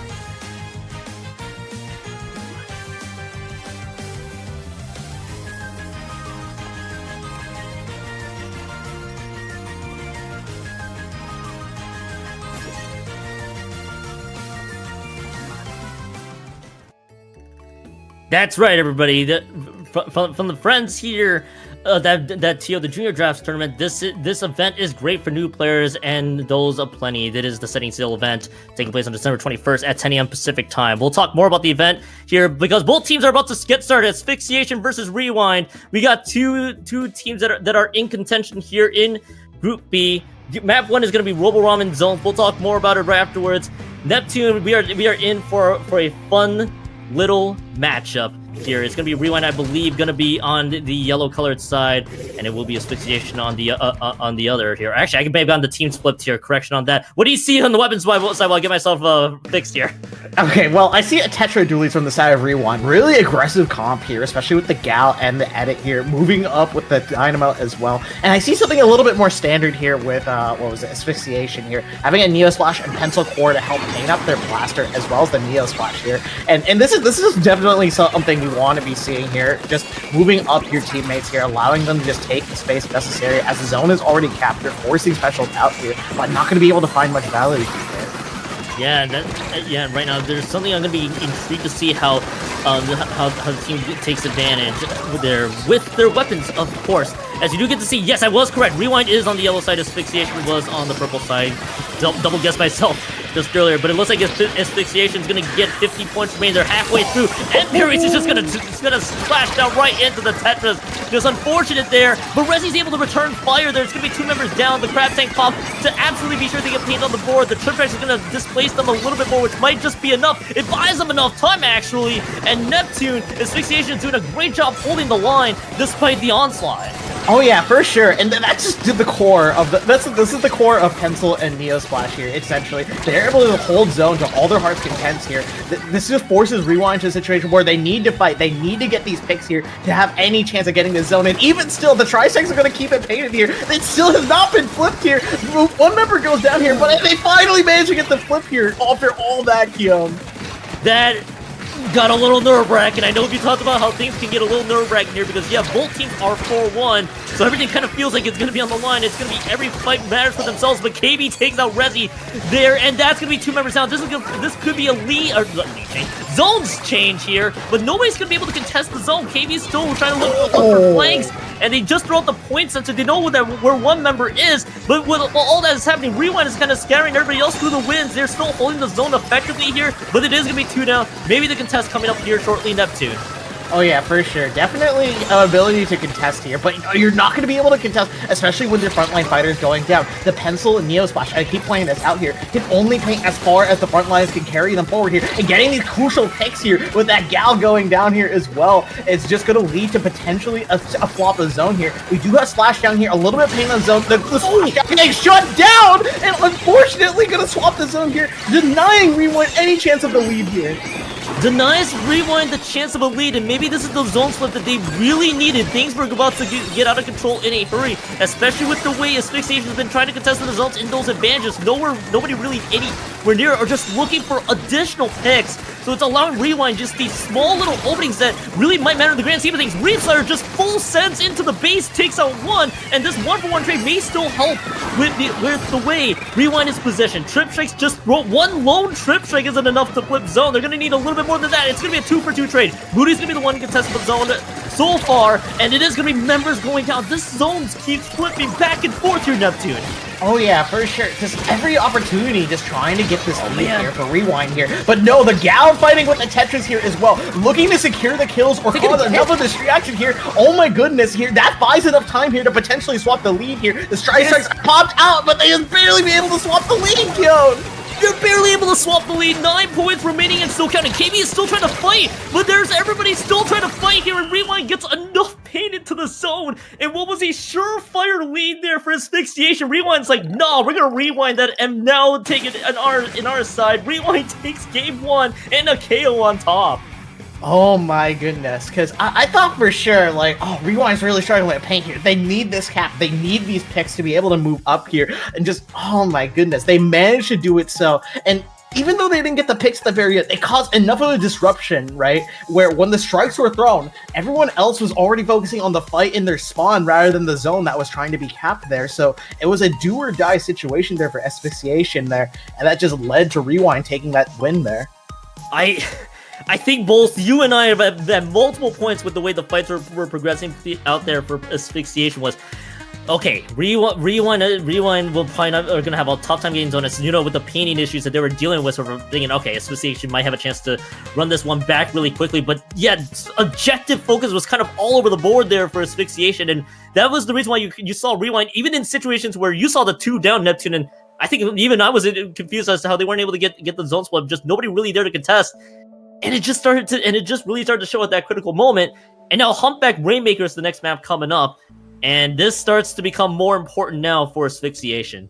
Oh yeah, for sure. Asphyxiation definitely feeling the pressure of Rewind. I do gotta point out at least one Twitch chatter here. I'm a big fan of puns, and literally quote for quote, nah, we're gonna rewind them is exactly what Rewind was thinking in that last moment right there. And it just brings a smile to my face just knowing, what was it? These teams have a lot of like friends and community coming out here to just watch this set here, as it is very close neck and neck here. And I'm curious to see how these two teams are gonna interact here as well on Rainmaker Humpback. I know Peaches is a Dynamo player, and this is a Dynamo playground if I have ever seen one, Kian. This is going to be the ultimate question. I think Peaches will definitely stick with that Dynamo. In fact, I think, if I'm recalling correctly, I don't think there's really any weapon changes there on the other side. Kind of similar in weapon choices here, so to speak. What's at stake right now is that Asphyxiation are trying to avoid the 4-2, put themselves in a position where they have to rely on tiebreakers. So must win currently for them. Rewind just trying to make sure that they can secure the 5-1 record. How does it all begin? That's going to be what I'm curious to see here, especially with the way the Rainmaker map is starting out. Peaches is going to go down right away here, Neptune. Yeah, definitely. Getting that Dynamo out as well as that Gal are huge picks on the side of Asphyxiation here. As this Tetris right here is not really drawing attention. It's not fighting in the area where the Rainmaker is currently at, and unfortunately gets caught out by that Rainmaker here as well. Asphyxiation is looking for something here, but Peach is diving onto that Rainmaker there, shutting it down there, but it's not going to be enough as everyone else on Asphyxiation is going to move up and take that first checkpoint here. First checkpoint clear, but this could go out of control. This is Humpback Rainmaker. This is a very condensed map. Also a very small map there. With the way they're firing the Zookas, they're trying to clear out any space that they can. This is where things can get a little dicey. They're having to run themselves into the trip strikes, and it's going to be 3 members down. It's a full wipeout. This will be the KO coming up here shortly. Nobody's going to be in response to a contest unless Garpy is going to go down with it. Actually, I take that back. I spoke too soon here, Neptune. 3 members do indeed go down. The wipeout is going on the other direction. Called it too early. They hold on for just a little bit longer. Yeah, for sure. Rewind manages to scrape together the little time they had there before the knockout was able to happen here and bring the Rainmaker already to mid here. You're going to have to play with all the time you have here. But however, this is going to be a mountain to climb here. This is basically you have to knock out in order to win in this situation here. So you have to find these picks. You have to be strategic. You have to use your specials here in order to get anywhere here in this match here, Kim. Quick question for you here, Neptune. Does Asphyxiation opt to play a little bit more defensively, knowing that they're literally just 1 point away from getting the KO, or just try to still play as aggressive as they can? A little bit of combination of both here. They're going to play for the space they have here and not funnel too many resources in here. You do have a Neo Splash, you have a Pencil here that are ready and set up here, and as long as they're still in place here, they should be fine here. You have your weapons, the AoE weapons specifically, they're going to do a great job fighting, and not only their spawn, but also in mid here as well, shutting down any chance the Rainmaker can moving up here, especially when you're being supported by your teammates, Scout. And kind of the same train of thought. It's just how do you deal? It's just how do you deal with the rewind onslaught? I love what what Rat was trying to do there. Trying to swim through the trip strikes, just almost kind of a desperation maneuver. I gotta applaud them for at least trying on that one, but it might have been a little too opportunistic on that fence. Whatever the case may be, not enough to break through the first checkpoint yet. There's still plenty of time there, Neptune, especially with how fast this map can change. But that is such a huge hill to climb. Go ahead. Oh yeah, for sure. Just so many opportunities for you to just potentially swap this lead here. However, you still need to cast this first checkpoint here, and the Rainmaker being all the way in rewind spawn right here is definitely not ideal right now. It's a situation like this where the fighting needs to get out of that spawn. It needs to be put onto that first checkpoint here. There's just so many opportunities where that Rainmaker can potentially flop, get picked out, whether it's a Strike, a Zuka, any AoE weapon that's just living large there. But hey, the first checkpoint's going to fall here. The court is in Rewind's favor right now. Let's see if they can make it happen here. They're gonna go 2 down though, so this will be probably slowed down a little bit longer unless Asphyxiation gets a little too quick for their own good, but this is gonna be the other direction. Actually, it might be just Rewind going a little too fast. Actually, they're gonna lose 2 members. It is as a sniper in the Neo Splash. That's still a lot of paint that could display. It's the rest of the team. There's the Wave Slayer just trying to full send it through, but there is a Rainmaker that's being thrown across the board. 2-for-2 trade. This is kind of mayhem, so to speak. There and wisely the Pencil's is in the right position, not trying to bite off more than they could chew. But there is a lot of pressure from Rewind's direction right now. This is gonna be 2 members down. 2 members down on both sides. The Rainmaker's kind of picked up, just trying to stall for a little bit longer, just trying to get a little more progress, but they're gonna get delayed wipe. 1 minute left to go on the clock. Such a valiant effort from Rewind, but now they gotta try again. But this could be the stall move if there is such an opportunity for Asphyxiation. Oh yeah, for sure. Just you saw Rewind there, just try and hammer that Rainmaker all the time here. But every time Asphyxiation will just position correctly in a way that they're playing with the fact that they need to knock out in order to be able to win this game right here. And they are doing that to the full effect here, putting a lot of pressure on Rewind. The Rainmaker's all the way back in mid here, so you're gonna have an even bigger mountain to climb here. The time is ticking down, but no, the Dynamo has something to say here. Coming down, swinging his roller in the faces of these enemies. But unfortunately gonna get stuffed out here, Keon.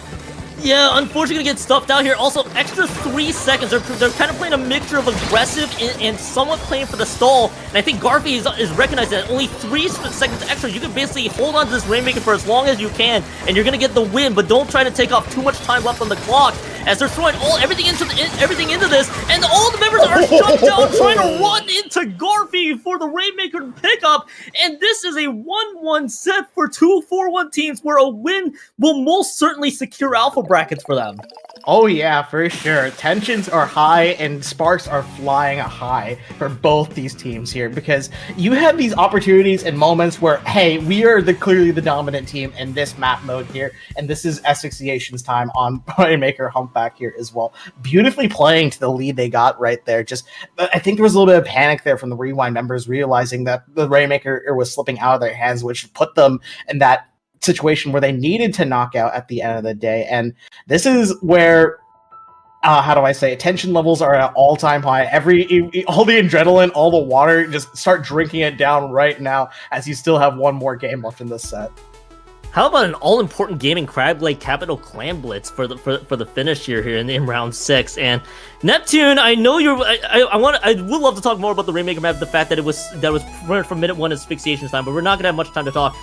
How is it really an understatement to say that both teams are absolutely feeling the pressure to at least be securing alpha brackets and avoiding having to rely on tiebreakers? Oh yeah, for sure. I've been in this position before where things are just 1-1, right? You need this win here to secure yourself that alpha bracket here, because at the end of the day, a 4-2 is not going to secure you that alpha bracket there. You have to go through the tiebreakers phase, and that can always be very scary, especially if you had a lot of close games and close sets with a lot of strong teams here featured at low ink as well. So tension's high, pressure is unimaginable. It is higher than the deepest parts of the sea here, if I do say so myself, yo.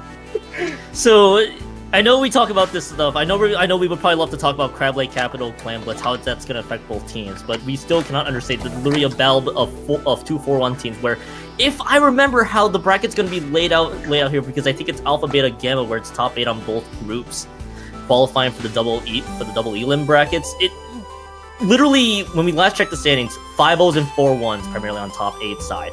So we still cannot understate anymore, Neptune, how important this map is, how this important Game 3 is going to be for both teams.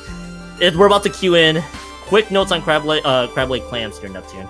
Okay, quick notes here. Clan Blitz Crab Leg here. It's pretty volatile, right? You have 2 opportunities to be able to work in the clan basket. You either walk across the grates of death, as I like to call them, or you try and go for the little bit of a flank there with the block here as well. And I'm curious to see if either of these teams are going to go. We do have Tetra Dualies potentially coming out here. The Zip has their Tetra Dualies as well. Okay, if we're going to talk about weapons casters love to see, it is going to be the Zipcaster Tetra Dualies.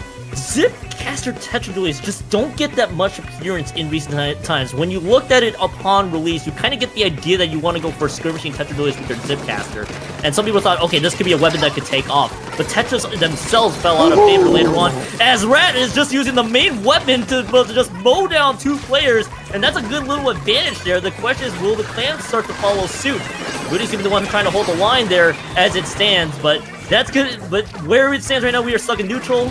Back to the Tetris point, this is going to be an intriguing thing to see if they can get a lot of value out of their Zipcasters, especially the others with those sub-weapons they also have. Oh yeah, for sure. You not only have to get a lot of value out of your Zipcaster, you have to get a lot of value out of your Crab. 3 go down on the side of Asphyxiation right here, and this is going to be a very tricky situation here. We're going to get a power clamp online here. Tetra Dualies is going to try and find a way to sneak it in here, start opening that basket, funneling these crams here, but unfortunately gets shut down. The edit is set up here, but it's going to be very difficult mountain to climb here. You do have Cooler, you do have a Dynamo, but it's only so much you can do, Keon. Only so much you can do, just full defensive coverage that you just saw from Asphyxiation, recognizing we don't want to get you guys more points on board. We saw what you have with those 7 clams, not giving you a chance. And that's a great hold. Just a 1+1 push overall for Rewind there. KB just runs a little too close to Peach's Dynamo and just gets splatted out. It is going to be 2 down, by the way. Asphyxiation, I think, losing a lot of these fights in the early stages of this game. The Light Tetras are going to go down. But there is the power climb that is available. Peaches is just going to run right into the trip strike. I feel like I've seen that a lot here in the set. And we're stuck into this neutral game here. That power climb likely disappear unless they can save it. Oh yeah, for sure. I think that power clamp is going to be a little bit dead here, but unfortunately 2 members get picked out instead here. It seems like Asphyxiation members are a bit asphyxiated on that power clamp there, and they're taking full advantage of this. Rewind pops to the Crab here, gets another pick here. You have a little bit of a delayed wipe here, and an opportunity for Rewind to score even more clams here, Keon. Yeah, now that opening is available. This is actually a full aggressive maneuver. There's the Zipcaster. We highlighted the Zipcaster. They're trying to probably play a little bit more distraction, but there is no care for the Zipcaster that was used, and I don't think they're going to be able to get another clamp. At the last second, literal last second, gets 9 more points on the board, and Rewind has a comfortable lead per se, but not comfortable enough. It is going to be just 59 points that they just cashed in so far in just this game alone. Asphyxiation still has time, but they have been losing a handful of fights. They got to get themselves resituated here, Neptune. Definitely. And the one thing that Asphyxiation needs to get done here is they need to set up their pencil here, because the pencil is going to be the weapon that's going to zone out the Dynamo. It's going to zone out the edit. 2 of the more deadly weapons here, but you're going to also have to deal with the Tetras and the Gal running at you consistently. But they do manage to do it here. Good mid control is in their fort, and now they're looking for a way to just get a few more picks, find a way forward here. But no, they're going to have to deal with this Gal here, Kyo. Yeah, I was about to ask here. What are the important targets that Asphyxiation needs to focus on here? I'd imagine there's still you still got to deal with the cooler user from Peaches, correct? Yes, for sure. You have to deal with Peaches as well, and that's why it's so important to set up your pencil there to help you push out that Dynamo as well. Because the more high ground it gets, the more coolers it's going to be able to put out here, and it's going to be do or die time for these teams here, Keon. Yeah, it's gonna be do or die. Minute and 27 seconds left to go on the clock. This push is kind of stalled out right now for Asphyxiation. They still are trying to find themselves a little bit of time and a little bit of an opening, so to speak. This could be one of them. KB gets 1 pick. Such a mom being clear down to the ramp. They're using the triple splashdown to any success, and there is just gonna be the one power clam in. They're gonna probably hold on to this one probably wisely. There's not gonna be an opening left in the tank here. Neptune just a quick one and done push, but it at least closes the gap. Oh yeah, for sure. It does give a little bit of hope here to Asphyxiation. So like, hey, we can open the basket here. It's just a matter of maintaining that pressure as well. And it's going to be very difficult, especially when the Rewind are going to apply a little bit of pressure of their own here. Fighting back with the strike to shut down that Crab here. Strike for Crab here. But hey, we're going to get another power clamp in here. We're going to have another pity on the side of Asphyxiation here as well. So as long as they're not going to be able to get too many points in, never mind, they're going to be able to get another power climb hit, further sealing in. The pressure is all immeasurable here, Kion. If they got the pick, this could have been a little bit more manageable. This now gets a lot more trickier for Asphyxiation with the point gap that they have. Power Clam will at least break through. They got 2 power clams right away. 40 points isn't going to be enough. They need a sustained push right now. They got to figure out who they need to shut down. Tetras are going to go down, though. That's Rat going down with the Tetras, who's dished out so much damage to the rest of Asphyxiation. There are 2 power clams that are online. The trip strikes are available. Peaches does go down. Huge cooler user going down on top of it. They clear up the ramp. This 3 members finally going down. They clear up the basket. All the small clams being dished in. Triple splashdown thrown in. 1 power clam is cashed in. But is there any other clams available with the tank? KB is still trying to clear out space. KB is still there. They got all the members up there. They're trying to play aggressive, but where is the objective? They throw one in. They buy themselves a little bit more time. They're destroying all of the other clams, and it's not going to be enough by the end of it. Neptune, and we end this one with a 2-1 map. Oh my goodness, 2-1 map victory here. Rewind improves to 5-1. Holy, I blink and you miss it moment there. Asphyxiation putting all their heart, all their effort into the one last push here. It was now or never in that very last minute there, and they managed to be able to scrape together a push that went all the way down to 35, but just wasn't quite enough. And that final push from Rewind, pushing it down to 24, mattered at the end there, Kion. Oh, that power clam, that extra cash out on the power clam, I think if I did the math right here, Neptune really made the difference. That would have been, if Asphyxiation was able to shut that one down, that would have been the game there. And yeah, that was such a huge amount of the climb because they had to get the sustained push the entire way forward. And that was, and they almost got there. Rewind was literally hanging on for almost certain life, but the clam economy just wasn't really there when they needed it most. It ends with a 2-1 win for Rewind. I'm basically out of words with how that set progressed. I am out of words too. I've seen a lot of sets during my day, and as a player as well as a commentator. How would you feel if you were in that situation? I would actually just melt into a little huddle. Like, you know when you leave ice cream out for too long, right? That's exactly me. I don't think I could handle that much pressure. Just everything just needed to work out there, and just so many little things that were just essentially piling up, snowballing essentially into just this ball of nerves, right? I feel like you need like a little stress ball to just manage that, Kion. What a set! This has been a very, very loaded block here of just so much tension, so much everything that was on the line for everybody that was involved here. Rewind does improve to 5-1, almost. It feels like for certain Neptune and Alpha Brackets qualifier, but of course we're way on the official Loing announcement in case we're proven wrong, because usually that can happen. Let's take a look at the results for Group B, trying to get ourselves back in front of it. By the way, big win for Black Squid Ink Burger over Fearless. They improved to 5-1 as well. Inkbound, the team I made notice of. Here as well. I'm trying to actually locate. Yes, they got the 3-0 over Sonora, so they also improved to 5-1. Handful of 5-1 teams coming out of this Group B. What do you notice? I noticed a lot of things, okay? And yes, something I gotta point out here is the 2-1 with Fearless and Black Squid Ink Burger. That is absolutely insane. You pointed it out before. Just a lot of 1-2s right here. I feel like I'm playing, just matching the patterns here, right? How many 1-2s can I spot? And I've spotted nearly, I think, 6, 7 potentially. This is absolutely insane, just how close these teams are in terms of skill level, and how quickly that they just find these opportunities to just get a close matchup round after round here, Kion. Yeah, and I'm still trying to catch my breath. It was literally the same feeling that I've had with a couple of events where things were so tense. By the way, I also just pulled up the standings real quick, Neptune.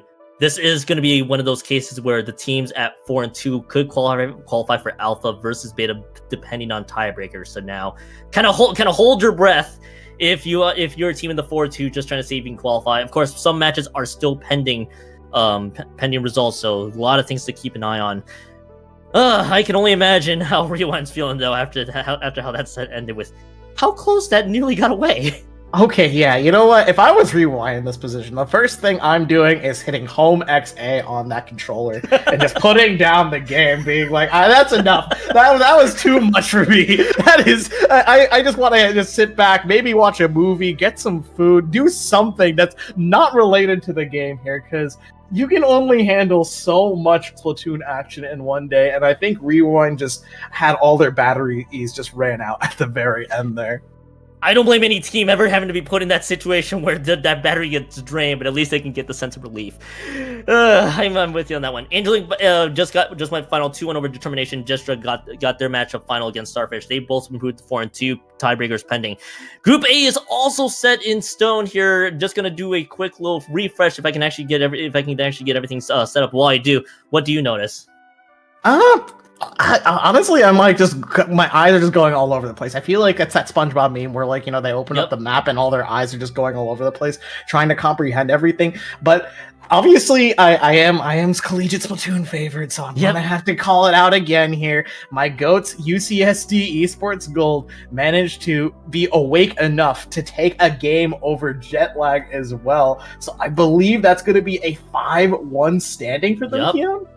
Yeah, actually, it's even better. That's Jetlag's first loss. We don't have any undefeated teams out of this group. 5 teams are 5-1. That does include UCSD Esports Gold and Jetlag.